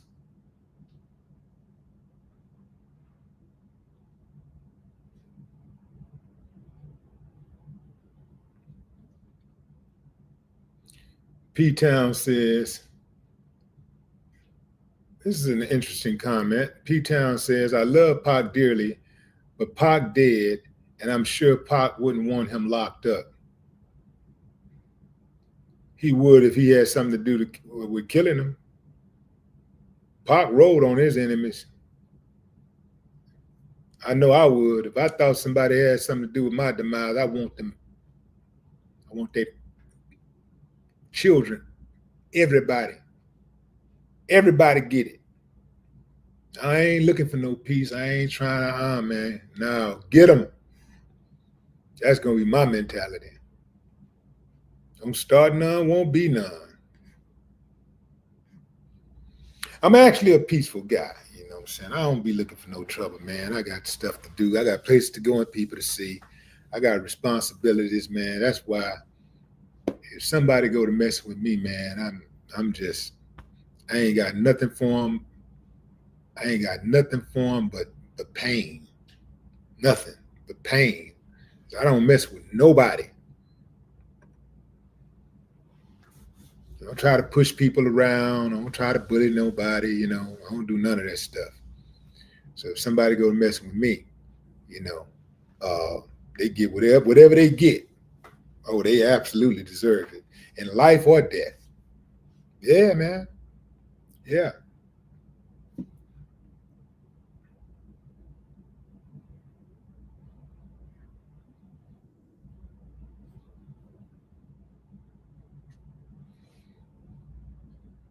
Keisha Jackson entered the studio. Show your face, Nikisha. Got to show your face. That's part of the deal if you want to be on the live. Got to show your face.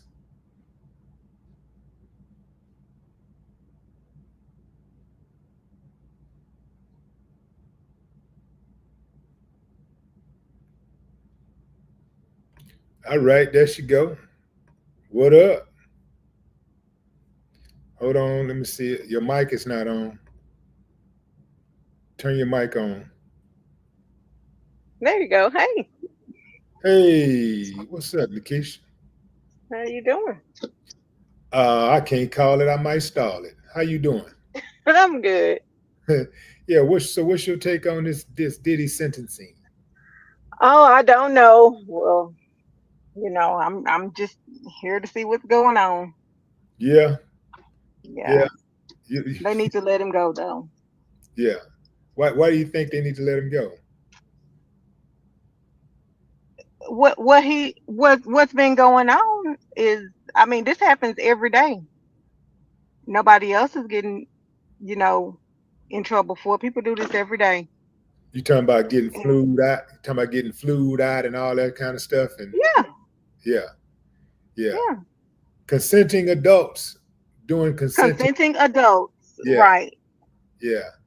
So this sounds like yeah, we're on the same page with that. It sounds like a dog and pony show. It's all smoke and mirrors just to bring a brother down. Because if Diddy was anybody else, like on that other side, if he was somebody on the other shade, he wouldn't be in this situation Wouldn't because even they got plenty of celebrities out there, plenty of stars out there that they could pick from, and they haven't picked any of them. So right. we know this. We know this is about race. We know that's what it's about. Exactly. Yeah. All right, Nikisha, appreciate you jumping in. All right. There it is. Yeah. We know what this is about, fam. Anybody else want to jump on the live? All you got to do is click that link in the description and boom, and boom, you will be on the show.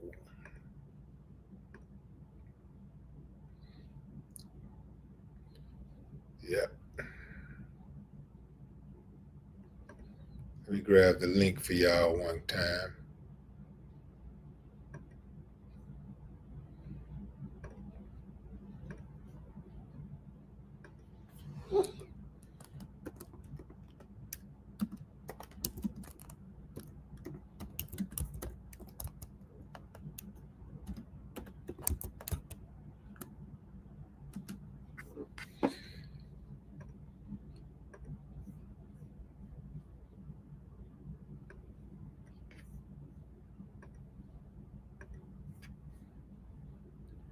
There you go, fam. If you want to join the live stream, I just sent you the link.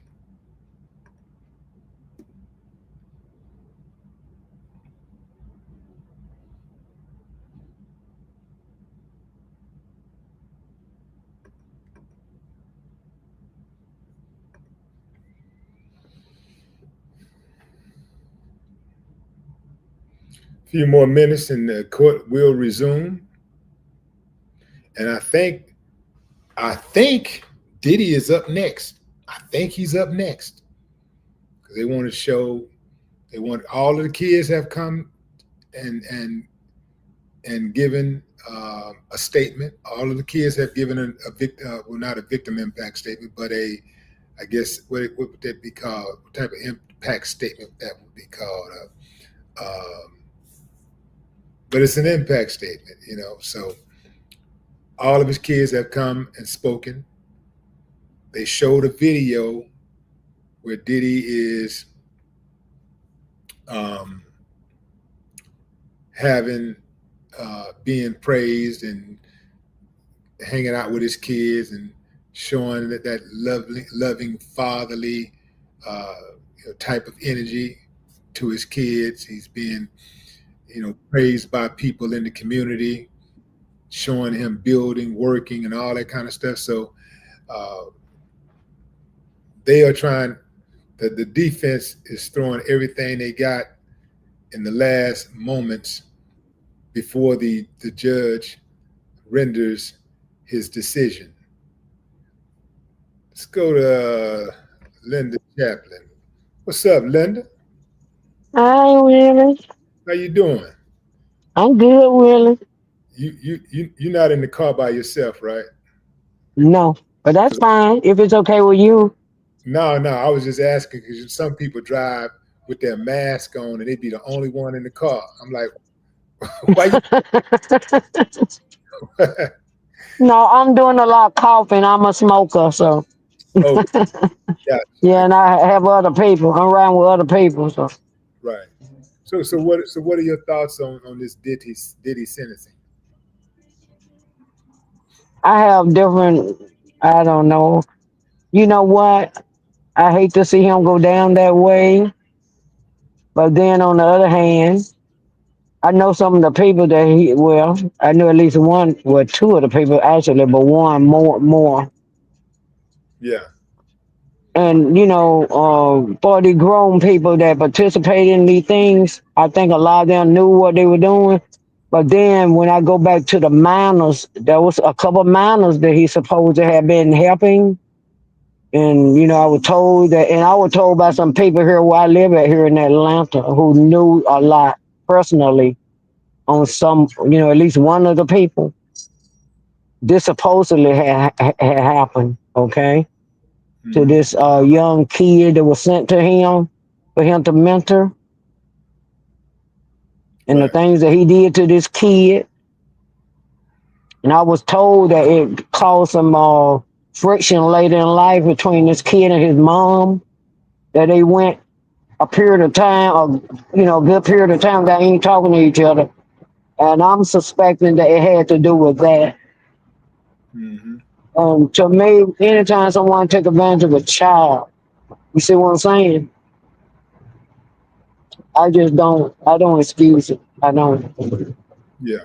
And I think that's what's happening here for a lot of people is, there's two sides to Diddy. It's the side that's the black excellence side, and then you got, the black excellent father figure side, and then you got the mogul, you know, aggressive, you uh, everything my way is my way or the highway side, and Yeah, that side where it sometimes cross into the criminal side of things, like doing people dirty, yeah, whether you putting hands on them physically or in some type of other way. You did, right, yeah. right, So I think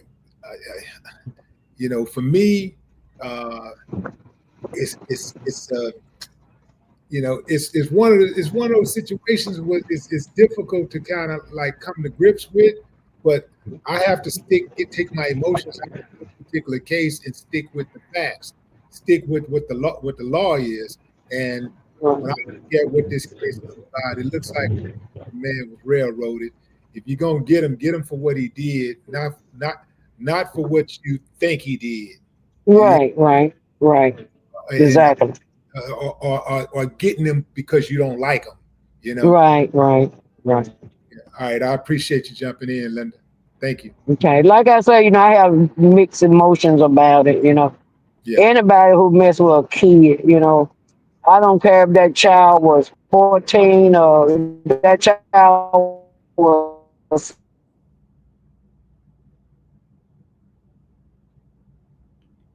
Yeah, it seemed like Linda,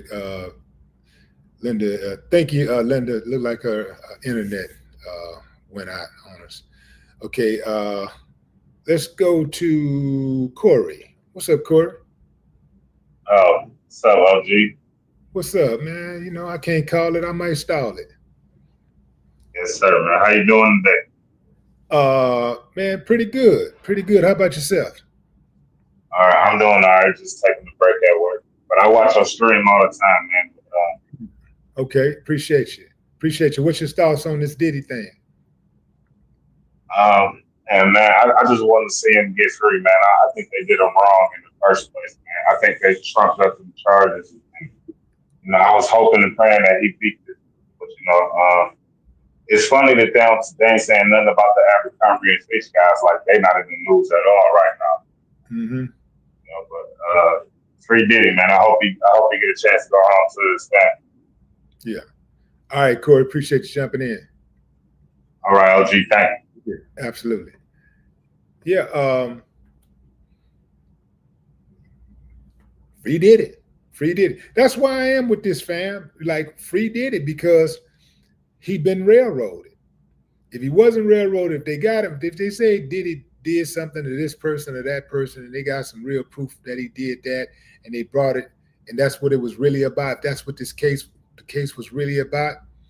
I say get him.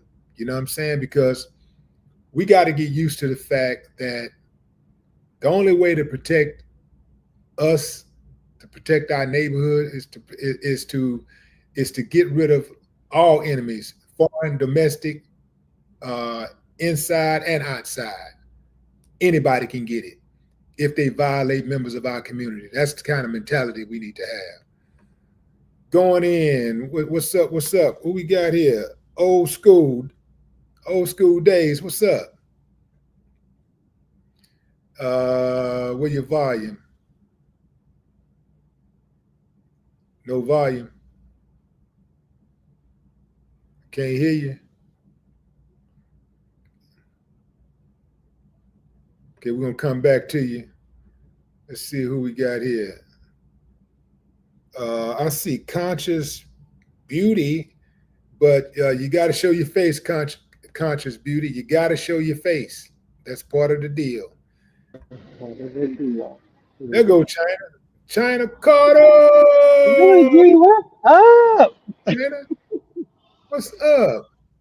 What's happening? No, this is our first place moderator right here, man. She be making sure you trolls stay at bay. What's up, China? I'm outside my office walking. I normally be walking. You know, I'm an insurance agent for AAA, so I be walking around in the Is that right? in down. Now, hmm what type of insurance do you sell? I'm in financial services, so I do life insurance, annuities, IULs, those type of things. Life insurance and annuities. Okay, all right, okay, yeah, okay. Yeah. You know what, man? So Triple A be sending me these damn like these packages, man. Like they must own a forest because they send me envelopes every week, sometimes two or three. I'm like, where are they getting all this damn paper from? everybody say that the system generates them. They generate them. They're like, okay, we need this person to get something besides a membership. Like, okay, you got to get car insurance, homeowners insurance, something. That's Right. what they do. Damn, man, they got is AAA number one in the world, or the United States at least? They got to be number one, man. For Nobody, emergency roadside, yeah, definitely. man. Like, damn. It's a So great company to work for. I was independent. I worked for myself before but I found out that I have a friend that's he's a manager of a branch, and he's been with AAA of several years. And I found out that they have a pension. So my goal is to just be here like 5 years. I've been here two, so I'm gonna do 5 years to get that pension to follow me, and then I'll get my own insurance company. So yeah, that's what I'm trying to do. that's what it's about, right there. Get your own. Get Yeah. your. Yeah. So, what's your thoughts on this Diddy sentencing? Well, my thoughts are, of course we all know they overcharge him. Mhm. Period. A lot of people basing their thoughts on the video with Cassie that has nothing to do with this. With the trial, they need to understand that Cassie was paid. So she wouldn't. Diddy paid her so she wouldn't write a book, literally. So the Fed subpoenaed her to come, and testify, basically to build. They wanted to for a character witness, so they wanted to say, okay, like let's put Kathy on first, so she can kind of set the mood to show the jury what kind of character, what kind of person he was. Like he was a Right. monster. That's what they wanted to paint. But Right. they overcharged. They need to let Diddy go home. I hope he goes home. I don't, it's just crazy. But I think that's like the public opinion. I really think even like the judge and all of them, they're just basing it off that video. And I wish Diddy would have just paid her. He probably wouldn't be going through none of this stuff with it. I hate that for him. Well, that's hindsight. But the thing is that if he had never put his hands on her in the first place, he wouldn't be going through any of this. Well, See, that is true. so let that be a lesson, fellas. Keep your hands to yourself, man. Stop putting your hands on these women. If you got a beater, you don't need her. That's true. Yeah. I Yeah. appreciate you, China, and appreciate you for everything that you do for the channel. You are Oh, I valuable. got you. Thank You you. know I got you. Absolutely. Bye, y'all. Yeah. I'll take one more, fam, because we got to get back to the trial. Starting in 3 minutes. Not the trial, but the sentencing. It starts in about 3 minutes. Let's see who we got here. Who is this? Mofly? Did I What say it, it right? what it do, OG? What's up? What's up, King? How you feel? I'm blessed and highly favored. First and foremost, I was the booker that got you hooked up with Mars Teray, man. And Okay. Oh, okay. Yeah, yeah, yeah. What's up? and I also got you connected with Judge Joe Brown a few years back, man. Okay, there you go. Yeah, You appreciate know, it. Yes. shout out to Boyce Walker for getting that connected. But I'll Yeah. make it quick, man. I remember about 15 years ago, I read an article about Wesley Snipes in King Magazine where he spoke about how he ended up getting blackballed. And this was like about a few years before he had the tax evasion situation. And in the article, they spoke about Snipes saying that out of all the controversy he had, the number one thing that threw him off was they had a junkie that was trying to sue him, claiming she was his cousin and was pregnant with his baby, and he had to go to court for that. Now, mind you, he said that, if I was Leonardo DiCaprio, Robert De Niro, Pacino, and anybody, I would never have to report on this. But this will really hit me off. He was like, it was never about that. It was about what assets do I have? What property do I own? What investments do I own? How can we control him? Yeah. And as you've seen what the situation would happen. So I say that to say this is nothing but a cycle that's just being run through. Eddie Griffin already let us know about this on that Vlad interview that there's a systematic situation without an asterisk. Yeah, where about every black entertainer they're gonna have something on you, and mind you, what you guys went through during the early '90s, when y'all had the politicians going at y'all, Bob Dole, Quail, all because of the music. Now it's on, it's basically on a third hole where these entertainers then blew up the way that they blew up. The lesson to be learned is you cannot be making this money and popularity and be carefree. Granted, he didn't do anything other than just doing with me. Hey, man, he didn't rape nobody. Yeah. But you can't be carefree with it because of the fact of the matter is you still know that system is still there, and they're gonna make an example out you. Wow. Wow, you're absolutely right, man. You're absolutely right. I appreciate you jumping in. I got to get Judge on your show, though, bro. And we'll talk further. What you say? I got to get Judge Joe Brown on your show, though, man. You say he's down to do it. Absolutely, absolutely. That's Judge Joe Brown. That's one of my favorites. So that's easy. That's an easy thing. We'll follow up with that. But I appreciate you joining. Hey, man, stay blessed, brother. God bless. Absolutely. All right. Absolutely. Let's get back to it, fam. Let's get back to the sentencing. Court has adjourned. Let's see.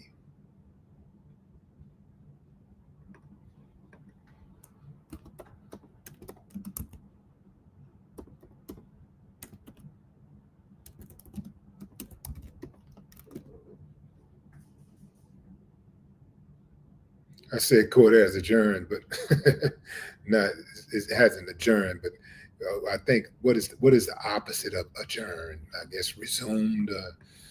But court is back in session. How about that? Um, let's see.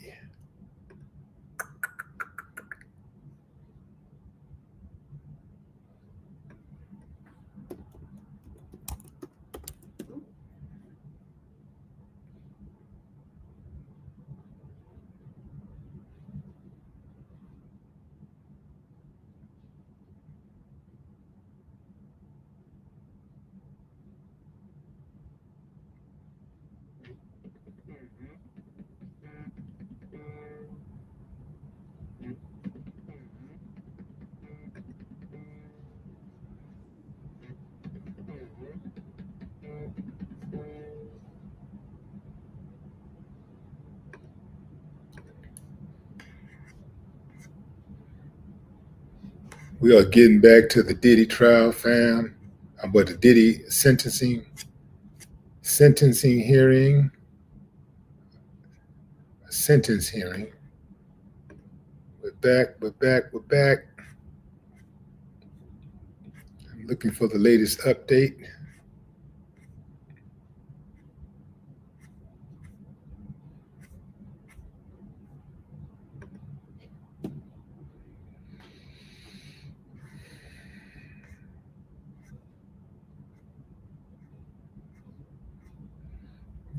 I think they're walking. They're walking back in.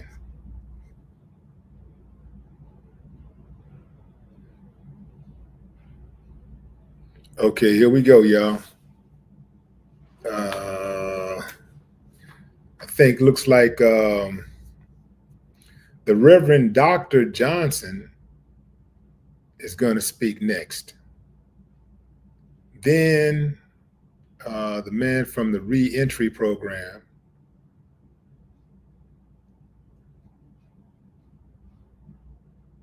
more lawyers, and then Mr. Donaldson.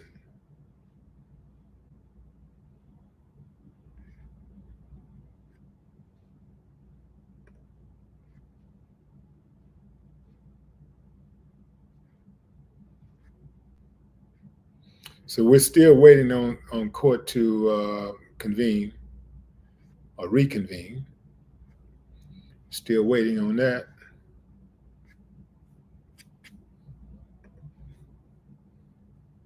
I see a couple of people in the background waiting to get on the live, but in order to be on the live, you got to show your face.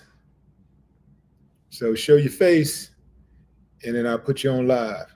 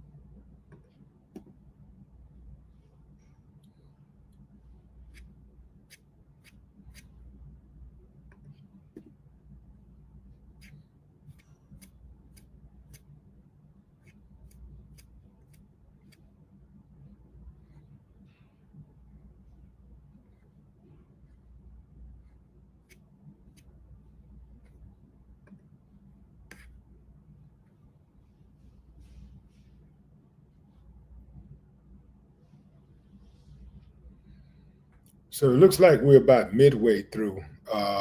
We're about midway through the U.S. versus Sean Combs sentencing. The U.S. says he set up speaking gigs in Miami. Did y'all know that? Diddy set up speaking gigs in Miami next week. Mia won't testify due to bullying. Combs' children spoke. Let's see. Westmoreland sobs on Icon. So one of his attorneys actually solved um,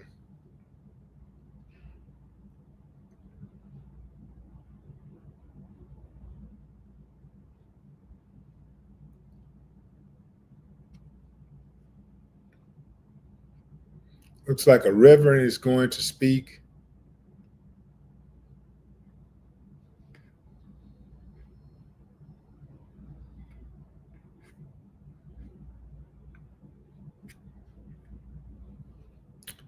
I don't know. I think the kids should have spoke, and then you let the kids speak last, and right before Diddy. I think they should have done it like that. Let the kids speak, and then Diddy come in, and then and that's it. I'm wondering if the judge is going to try to make a big old case out of this. You know, will the judge will the judge try to make a big old case out of this, like in terms of like try to do a big speech? Because they already, sometimes when they're right before they pass sentencing, they'll put on this big show like they're going to be fair, and they talk about how sometimes they'll talk about the person's positive attributes and stuff, and and then they start going in a different direction. You be thinking for a moment that they're going to see things your way, and then they start going in a whole entirely different direction. So um, it'll be interesting to see if the judge going to keep it nice and tight. If he's just going to do it, he's just going to give them 5 minutes, or if he's going to do a big old speech, 15, 20-minute speech.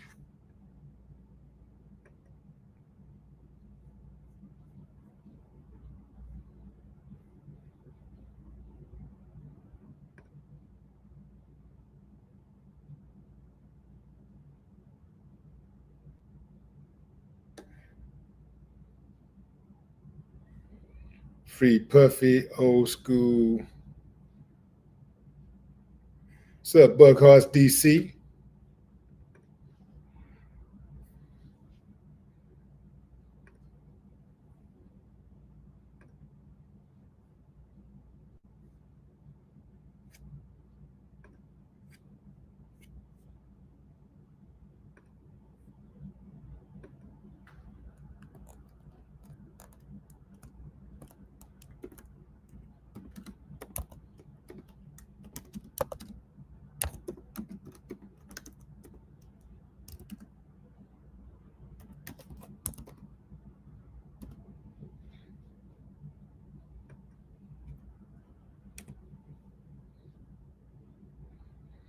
Hey fam, I'm gonna take a 5 minute break and come right back.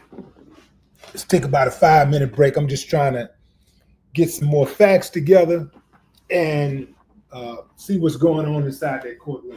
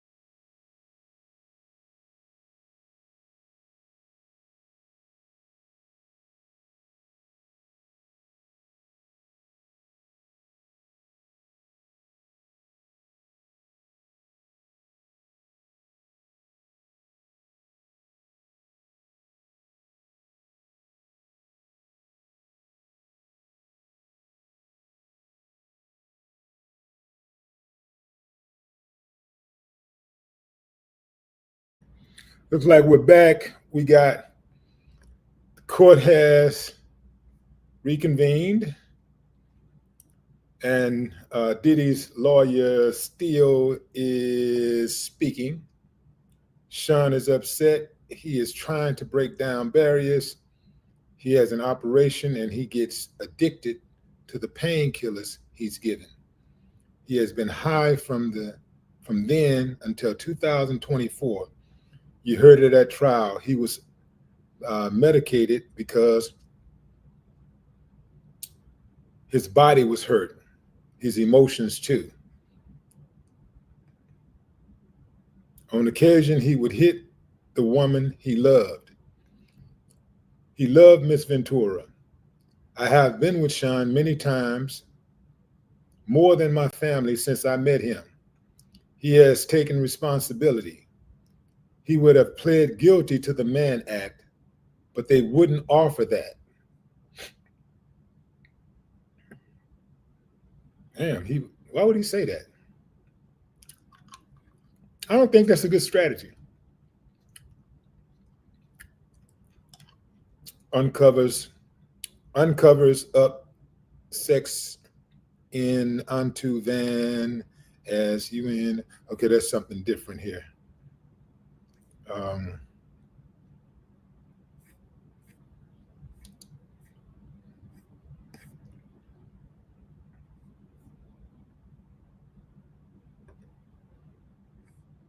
so this is Diddy's lawyer speaking, the Steel guy. He said, I have been there when Sean has prayed for healing for anyone he has hurt. It is now 12 months and 17 days in MDC. There are certain people who gain prestige if they hurt him. The guard stopped a man with a shank. He eats out of bags, chips.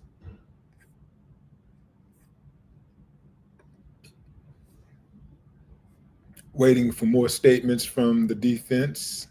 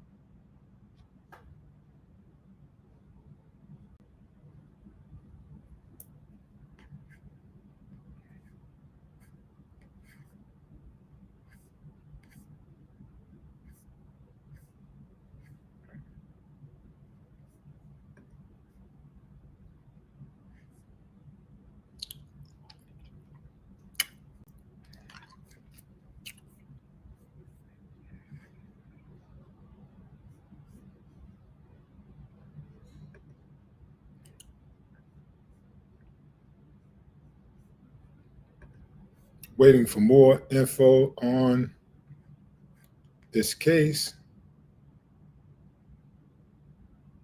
More comments from the state. More statements from the attorney, from Diddy's attorney.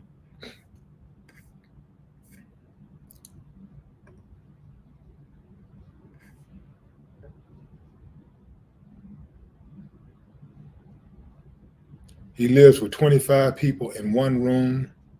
There's a TV area, a supposed bed. There are drugs there. He has not taken drugs. There's violence. The water is polluted. You have to boil it. There are screams day and night. The judge don't care nothing about that. But that's what Diddy's lawyer is impressing upon the judge, trying to gain sympathy from the judge about Diddy's living conditions while he's being held at the prison, the federal prison facility in Brooklyn. Say he lived with 25 people in one room. There's a TV, a supposed bed, and drugs there. He has not taken drugs. There's violence. The water is polluted. The judge already knows that. He knows that that facility is trash. All of the facilities are trash. He already knows that. There's some people that believe that criminals are should be subjected to the worst conditions. Besides being just locked up in a cage, they should be subjected to really, really horrible conditions. So I don't see the I don't see the judge having any sympathy for his living conditions.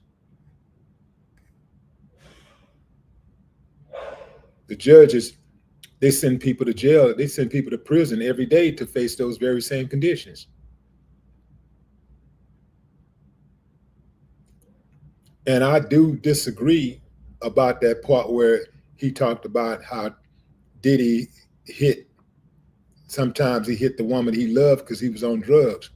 We do not beat the people that we love. We oftentimes beat the people that we should love. So maybe there's some lust there, there's some control in there, something going on, but it definitely wasn't love because love does not hurt.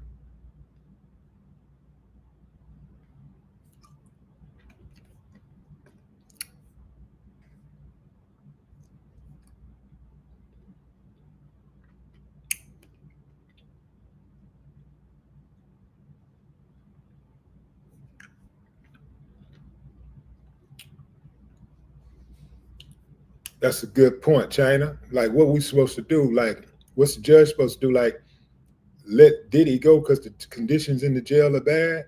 Is he gonna let everybody, or the rest of the judges gonna huddle up and let all the other prisoners go too? Because they're subjected to the same conditions.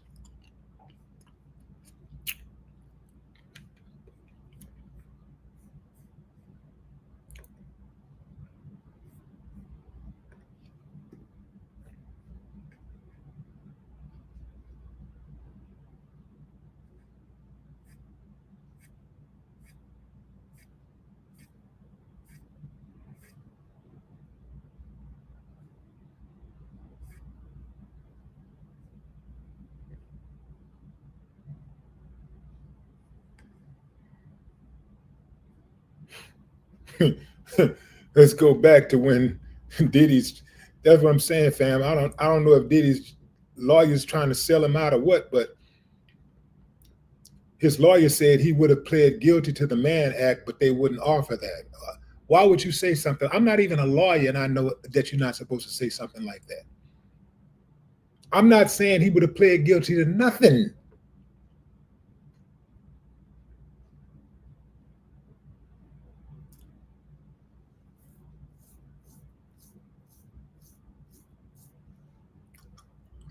Yeah, they're making some very rudimentary mistakes.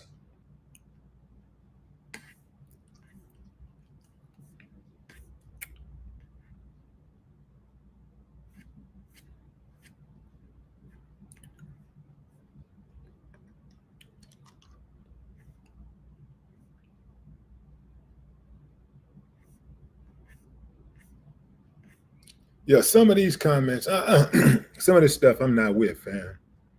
Some of this stuff is just, uh,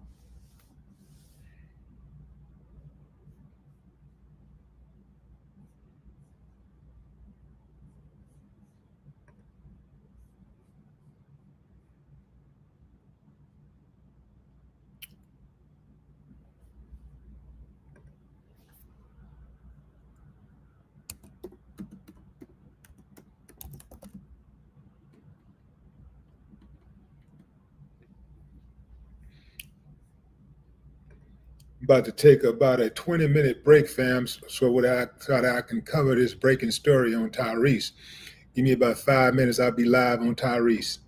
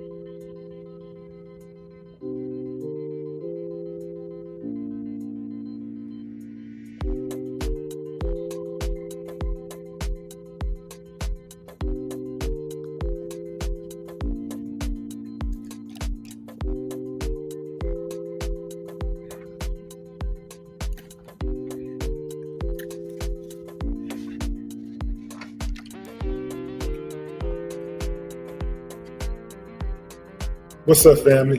If it's your first time checking out the show, let me know what city, what state you're coming in from. If you're outside of the U.S., let me know what country you represent. Throw up your flag.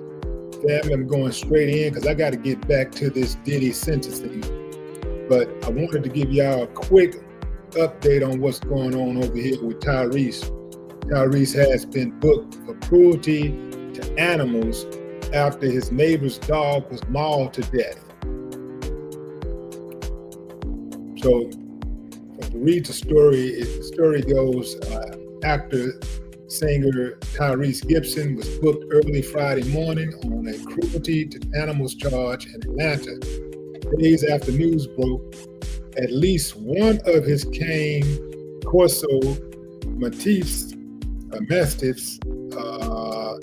had fatally mauled a neighbor's dog last month. According to Fulton County, Georgia records, Tyrese was booked at 5:29 a.m. local time. He posted a $20,000 bond and was released.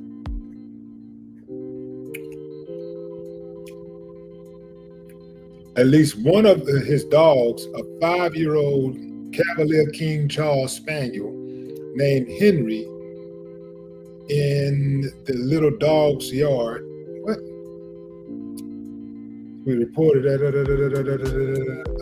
5-year-old Cavalier King named Henry in the little dog's own yard. Okay, so they're saying that he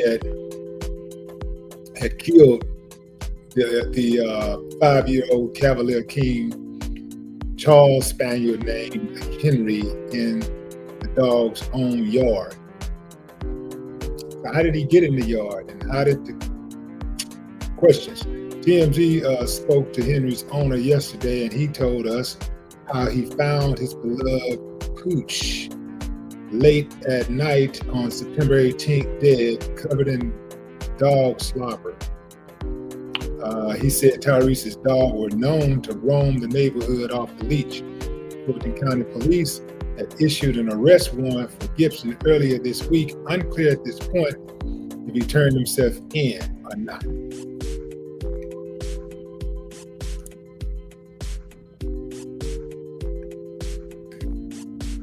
So the question is, did Tyrese's dog actually kill the dog? And how do they know it was Tyrese's dog?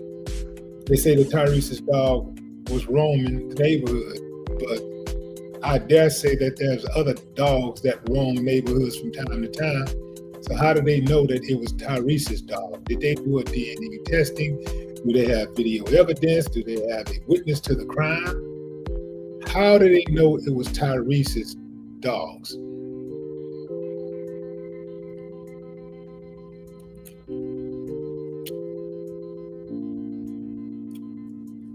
I was reading one of the comments. You know, like reading comments are always interesting because you're dealing with people, just random people with random thoughts. So somebody said on one of these posts that Tyrese Gibson is an epic loser, has always been a loser, and will always be a loser. I really wish I had not seen Henry's photo. Poor little dog. Those dogs are an enormous threat to animals and children, and should be treated as such. Put them down. I don't know who this person is. They call Tyrese a loser, but usually losers call people losers.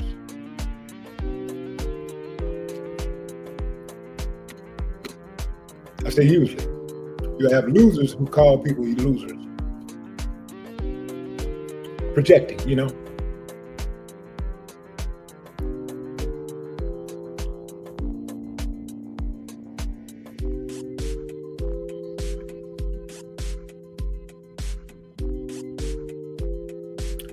But it does amaze me how some people act like they care so much about dogs.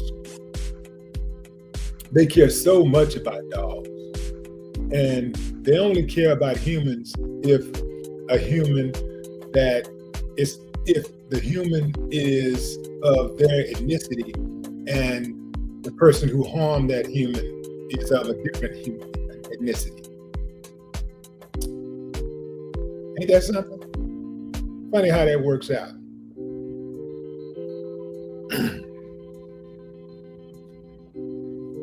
What I want to know is, how can they arrest Tyrese with no evidence that his dog actually committed the murder. They're going to have some video of his dog killing that King Spaniel. Otherwise, free Tyrese.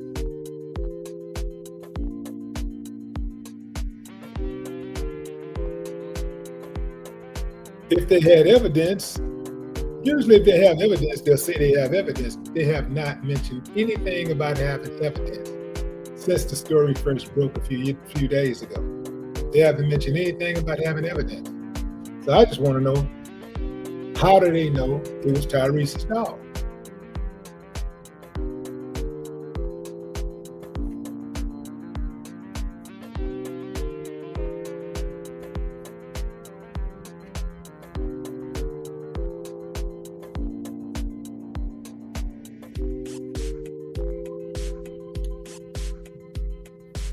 If you live in a neighborhood and you have other dogs in that neighborhood, especially other big dogs, why would you leave your dog unattended in your yard? Especially if your yard is not controlled, you don't have a gate around, some type of fence, some type of enclosure around your house, where at least where the dog is located.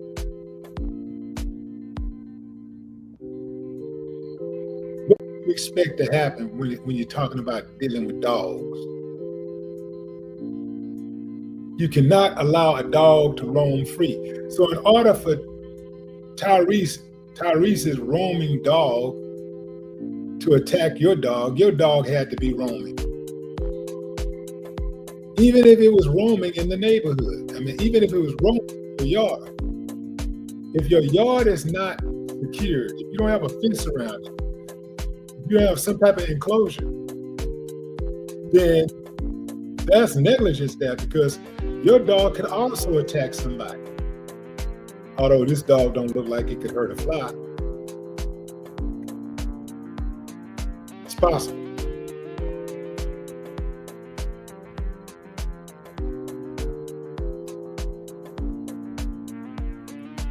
So that's my time, fam. I got to get back to the sentencing of Diddy. I just wanted to come on and hit y'all with this live right quick and, acknowledge what was going on over there with Tyrese, because when this story first happened, I reported on it. I was one of the first people to report on the story.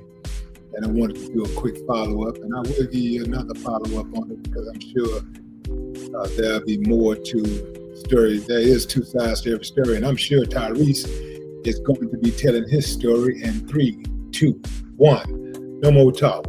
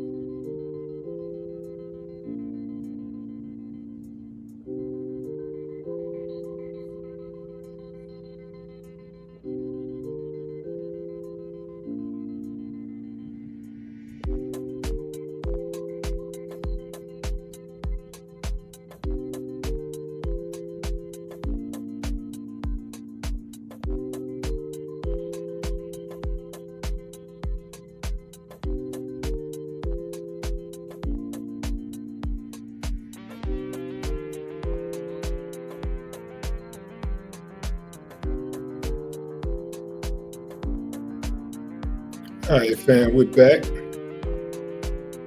We're back. Because you're looking for the same thing. It's a new thing. Check out this I bring. Public Enemy. You dig?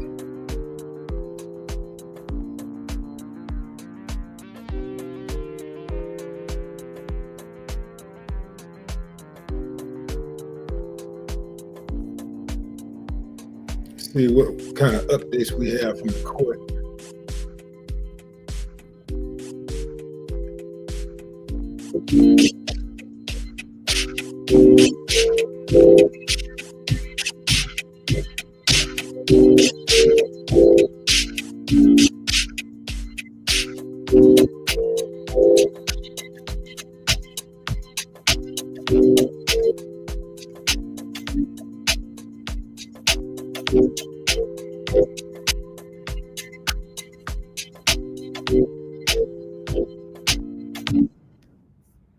All right, fam, we're back. Let's checking for updates from the court. Let's see.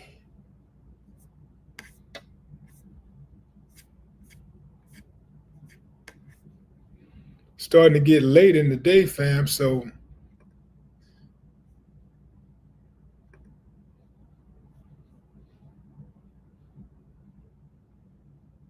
let's see.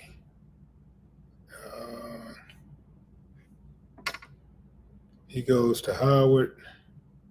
He has another idea. He goes to work at a company, showing Diddy's work ethic and determination to become somebody. Diddy's lawyer told the judge. He goes to Howard, but he has another idea.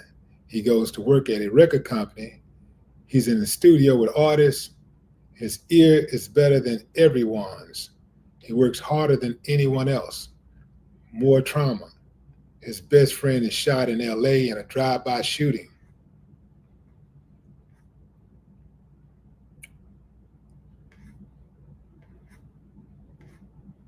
Skip over some of this stuff here.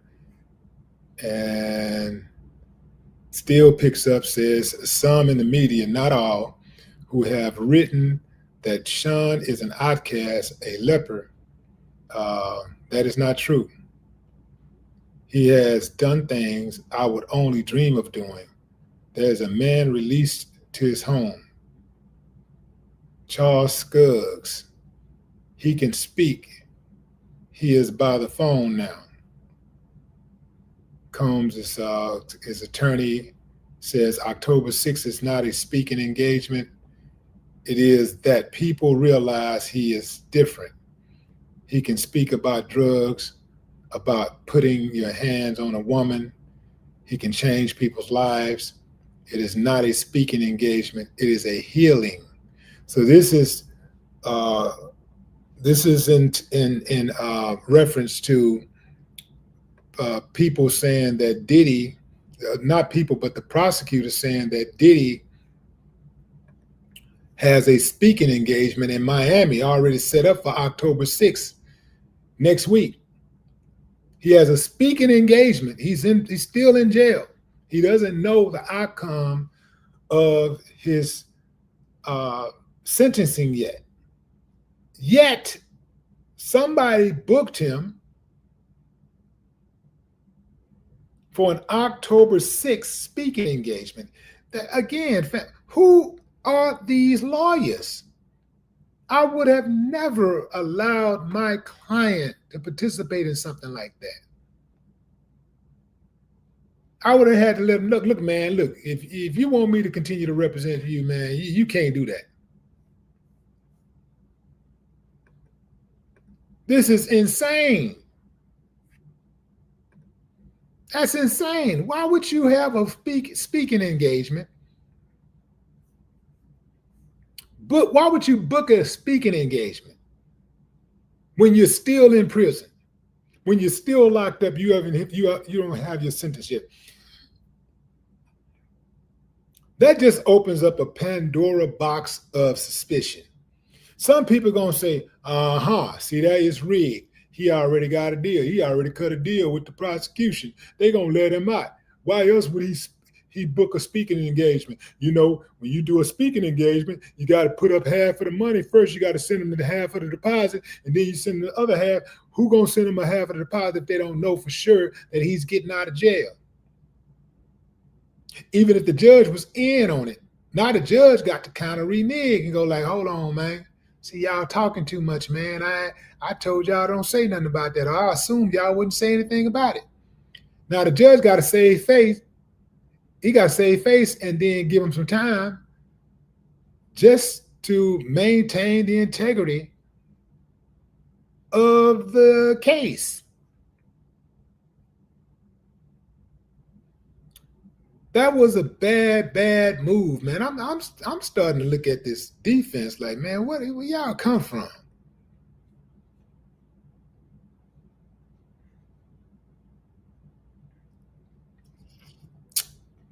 This was a voluntary sexual encounter consented by two adults.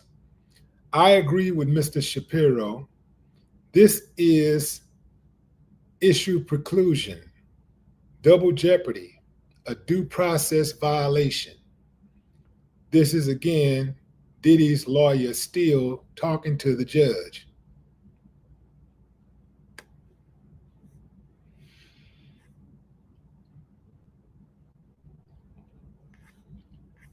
Some bad moves. They made some really bad moves down the stretch.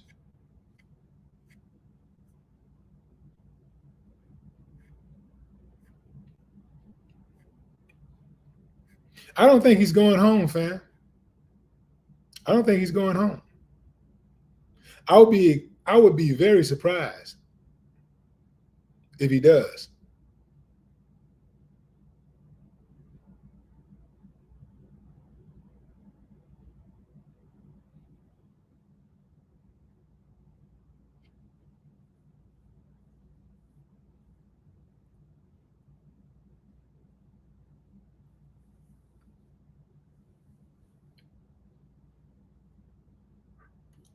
One thing I would say, fam, about this Diddy case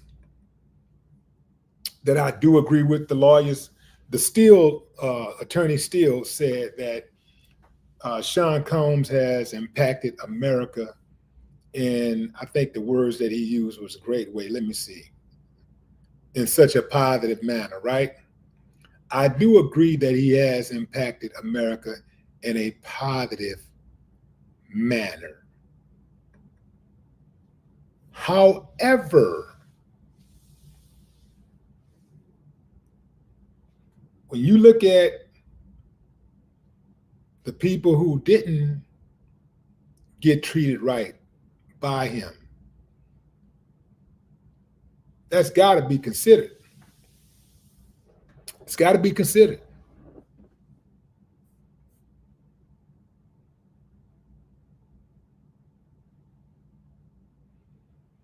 But I don't think the judge care about that type of stuff.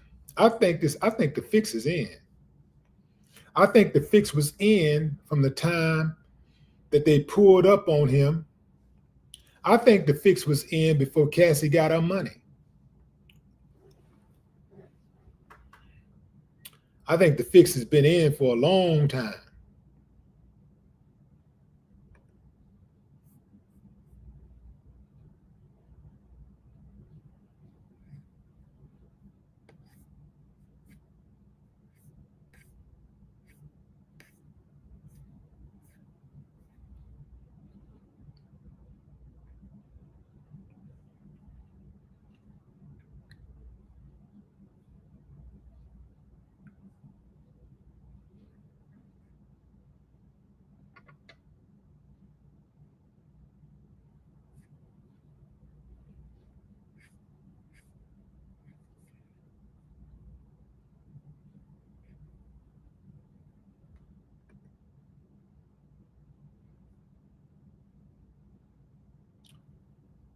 We asked Sean to be able to have a 14-month sentence. He has taken full accountability. He's not using drug addiction as a crutch. He is saying he wants to repair. He will never be a danger. He is a civil rights leader. Judges don't care about civil rights leaders. Civil rights leaders are the antithesis to the system. Bad move. I wouldn't have said that.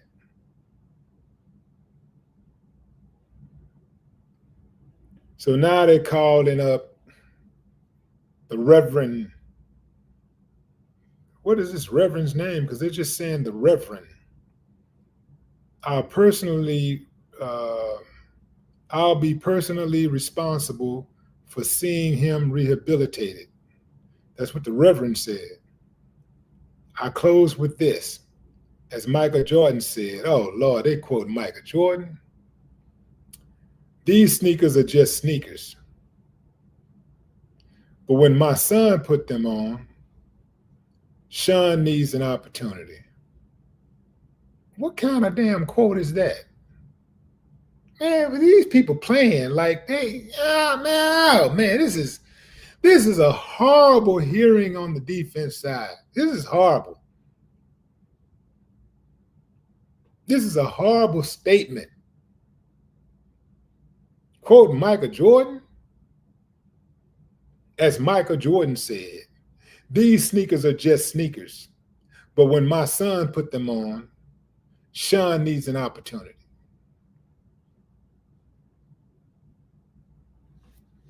Oh man.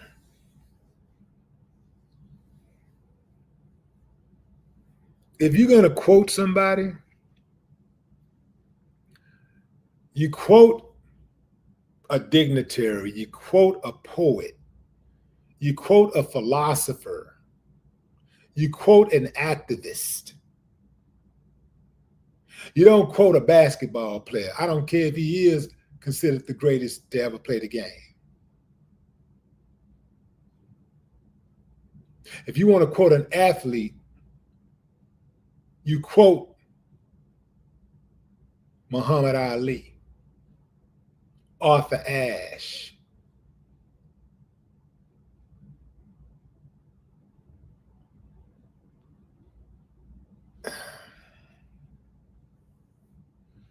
Yeah, they're not helping themselves at all.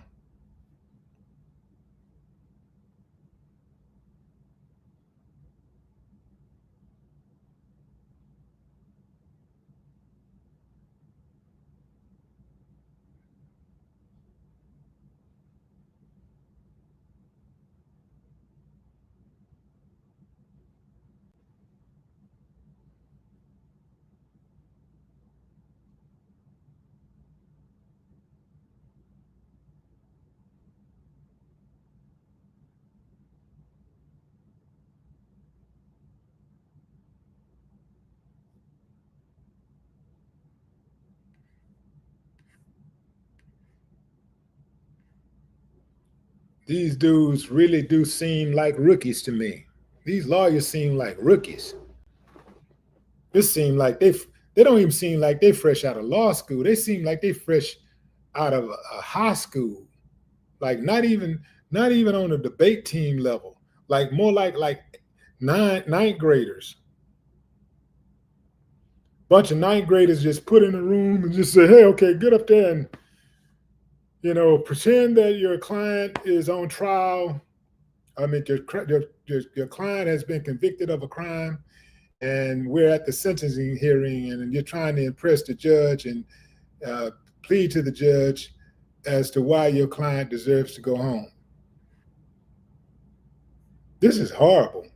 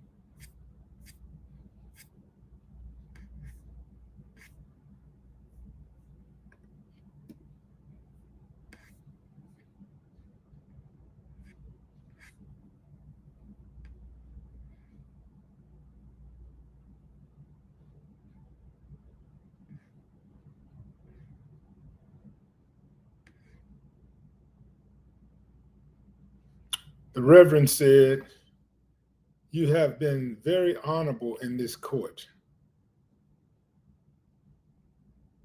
Combs still said, "We'll have Mr. Donaldson." Combs is Xavier Donald. "It's been a long day, but I think it's been worth it. I want the record to be clear that Mr. Combs is not a pimp."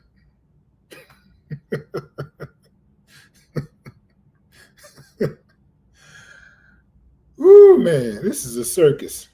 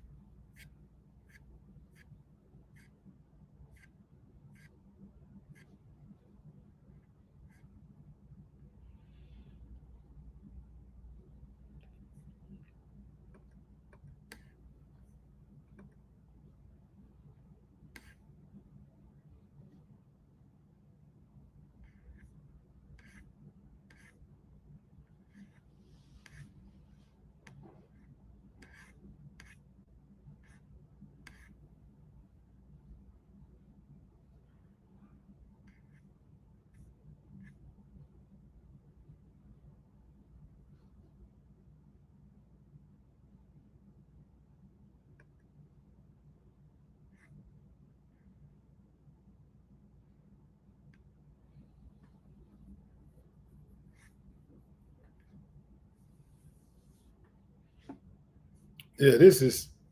It's almost like it's almost like Diddy's defense team just went hard on everything they can go hard on, and then got to the very end and just gave up. It's just this is a these are horrible closing impact statements. Horrible. With the exception of the kids, horrible.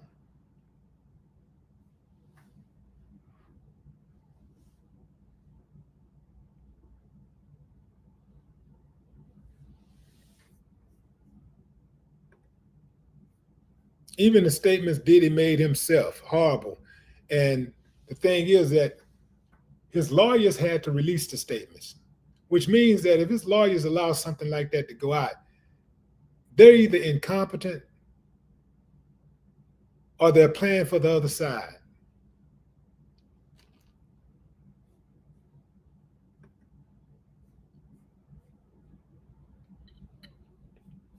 Mm.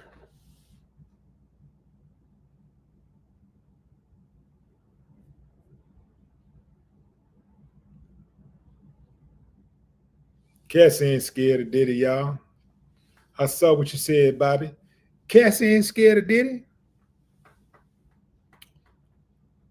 She already got what she needed. She went and sued him, got 30 million or 20 something million out of that. She turned around, she got 20 million out of that, turned around and sued the hotel, got another 10 million out of that. Wrote a book, gonna get I don't know how many millions off of that. Went to the courtroom while she was pregnant. It's one thing if you're scared, but you got a whole nother human being growing inside of your body. If you're so scared, the first thing that a parent's number one job is to protect their child. If you're so scared, why would you take your child out there into that world and get up on that stand? You already got what you wanted. You got the money. You got the money. Unless somebody helped you get that money and you had a favor to return. Because that's what she seemed like she made it about. She just wanted the money. She wasn't talking about no criminal stuff. But now is she want to see Diddy go to jail so badly because she's afraid of him.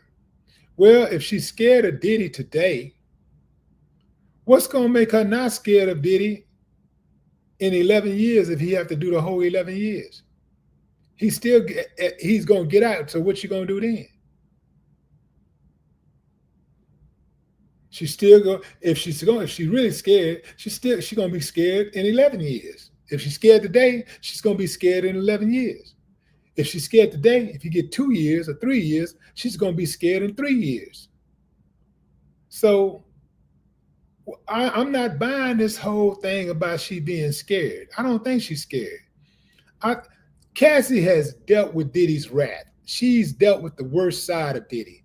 The worst time to be in a relationship is when you are trying to escape an abusive relationship. The worst time to be in an abusive relationship is when you're trying to escape that, not worst time, but the most dangerous time to be in an abusive relationship is when you're trying to escape that abusive relationship. That is the most dangerous time. She escaped the abusive relationship and had not been with dude allegedly for years. She ain't scared of Diddy. She is not scared of Diddy. I think she's fulfilling her contractual obligations.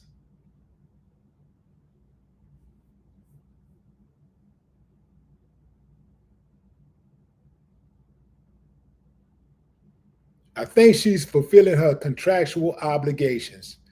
Most women in the world, if you put your hands on a woman, in most cases, if you put your hands on a woman and she hits you up for millions of dollars, she even. Just like that, it's even.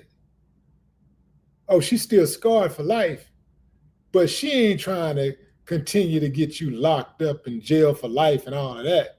She ain't going out of her way asking the judge to sentence you to extra time, especially when you already did a year. You got to think, you got to consider what she's considering. She going to think about all the time that you hit her, but she's also going to consider the times that things were going good and the times that you shared together and the times that she did love you. Most women who have some type of heart, especially, and especially if they're a Christian woman, they're going to forgive. They're going to forgive and move on, especially if they can move on with $20 million. They can move on with $20 million. They're going to keep it moving. They're not going to be going writing letters to the court. I'm talking about if they survive. If they survive your wrath, you didn't knock out one of their eyes or leave them disfigured or something like that. Man, the women ain't gonna be doing all that stuff Cassie doing.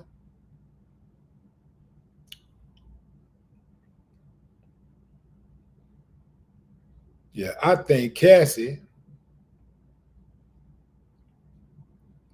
all of her moves have been orchestrated by other people. But do not think she's doing all this stuff by herself.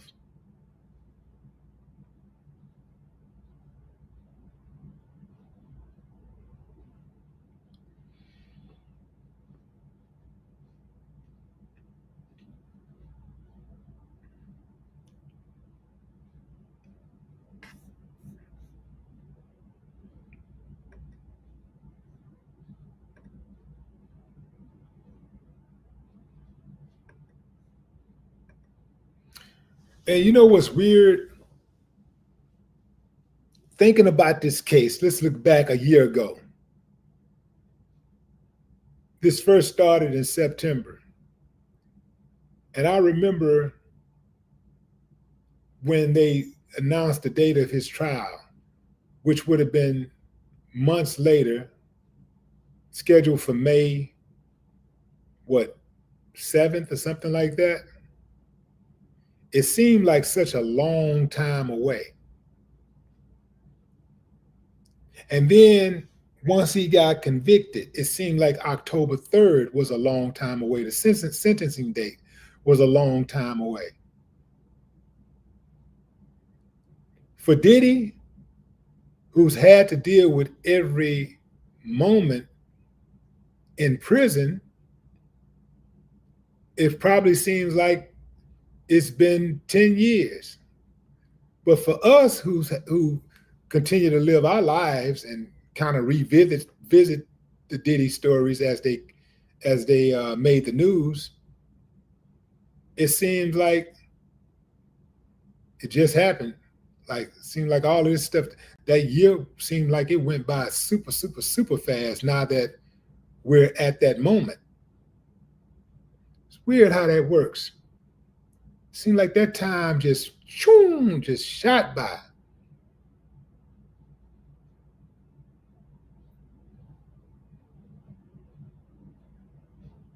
It's almost like having a birthday. Like if you think about your birthday, when you have a birthday and then you know your next birthday ain't but it is a whole year away. It seems like that's a long time. But then when that birthday actually roll around and it happens, you look back and it seems like, damn, where did that last year go? It seemed like it went by so damn fast. Interesting how that works out.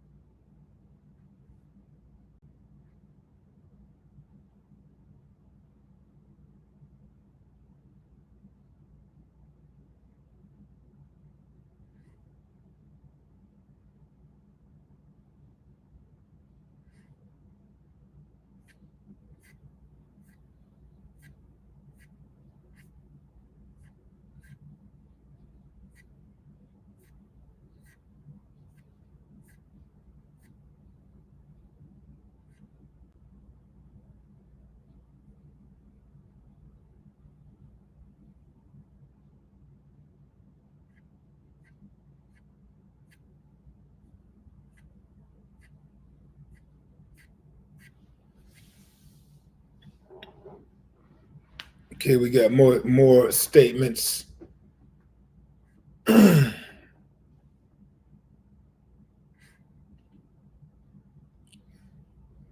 Diddy's so Donaldson for the defense. Here in Southern District, New York, we've had U.S. senators prosecuted here. I dare anyone to say anyone else in the past 30 years did what he did in the MDC. The true Sean Combs came back. Came back. Like, okay. He also said, I spoke to chiefs of police in Miami. I spoke to superintendents of education in Miami. Everyone said, this is something different. Let me close with this. People like me are supposed to be here to show that we can do it. He said, we have a speaker ready to say that these are not speaking engagements. Maybe Mahi is the executive director of Reentry One. The judge says, what is the gentleman's name? And Donaldson replies, Giovanni. Judge, I have the letter from these others. 1 minute is fine.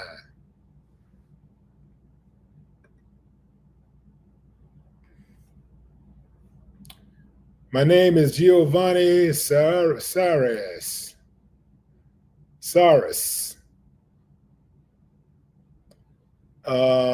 For Reentry One, we serve a couple of hundred people per year. I have read the letter of those impacted by the teaching and membership of Mr. Combs. As a formerly incarcerated person myself, I see the impact. What these people don't understand is the judge is part of the system. that's putting people in jail and over sentencing people, trumping up charges, railroading people to fill the jails. He's part of the system. He's not going to, this is not going to have, if anything, it'll probably have a negative impact.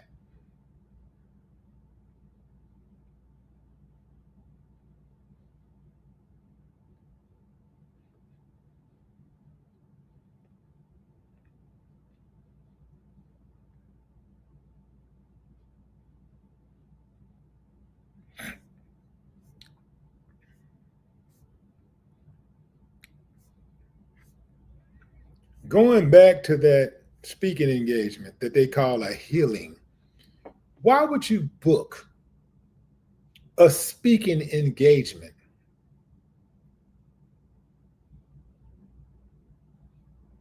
for Monday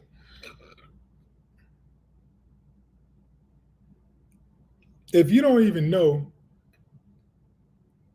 if you're going home or not? Some people in the system would call that supreme arrogance.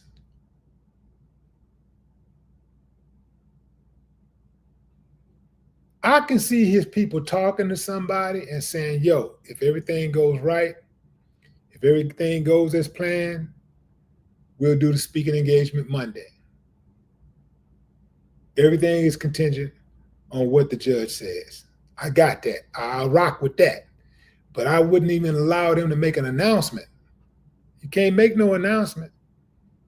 A deal ain't a deal till it's a deal. So I wouldn't not even tell people that that's on the radar.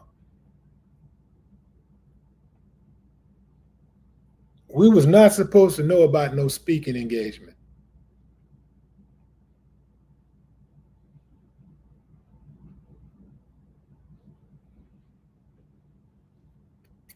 Obviously, the prosecutors know because they can hear everything Diddy's saying on the phone. They can see it, they can hear everything he says. So obviously they know if whatever plans that he have, they know of those plans.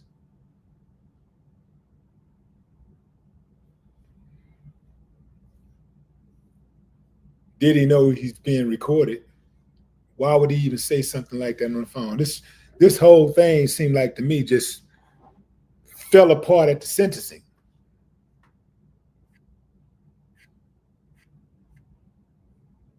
You do a fairly good job all the way through, and you get all the way to the most important part, the sentencing, and then you just drop the ball.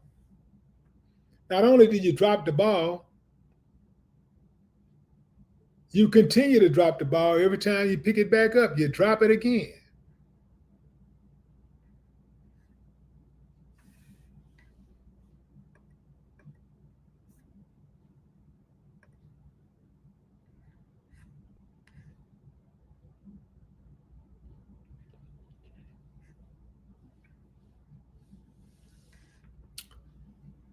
This Giovanni guy said to the judge, when a person creates his own program while incarcerated, it shows something. I know, I've done it. Not even a parking ticket sentence. I'm not even a parking ticket since. I work with probation. I speak at many different functions with the private prison operator that we work with. This Giovanni is this person. I heard of this name before, Giovanni Saris.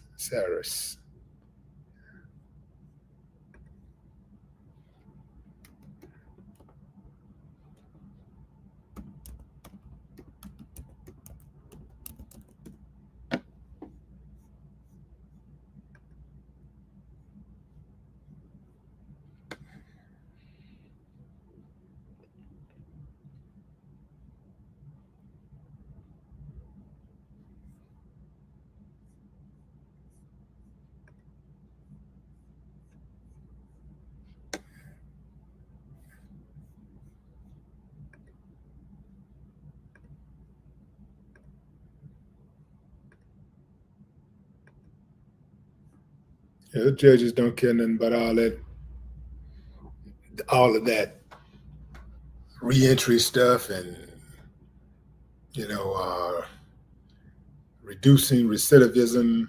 They don't care nothing about all that, man. The people, they all part of the system. Why would they care? They part of the very same system that pays them to lock people up and not give them a second chance. Or the system that he's supposed to give, is the system that's supposed to give these guys a break now? Come on, fam. That doesn't even make sense.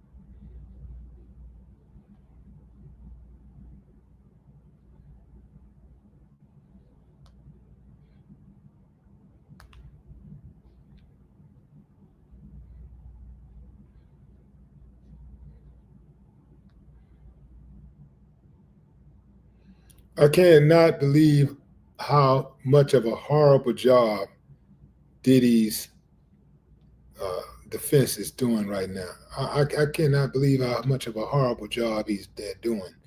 This is supposed to be all academic. This is supposed to be academic from here out. This is supposed to be just showing how good of a guy your guy is, and showing all the work that your guy. This is it. Just showing how good of a guy your guy is. That's it. That's it. If you don't know what to say during a sentence hearing, you better know what not to say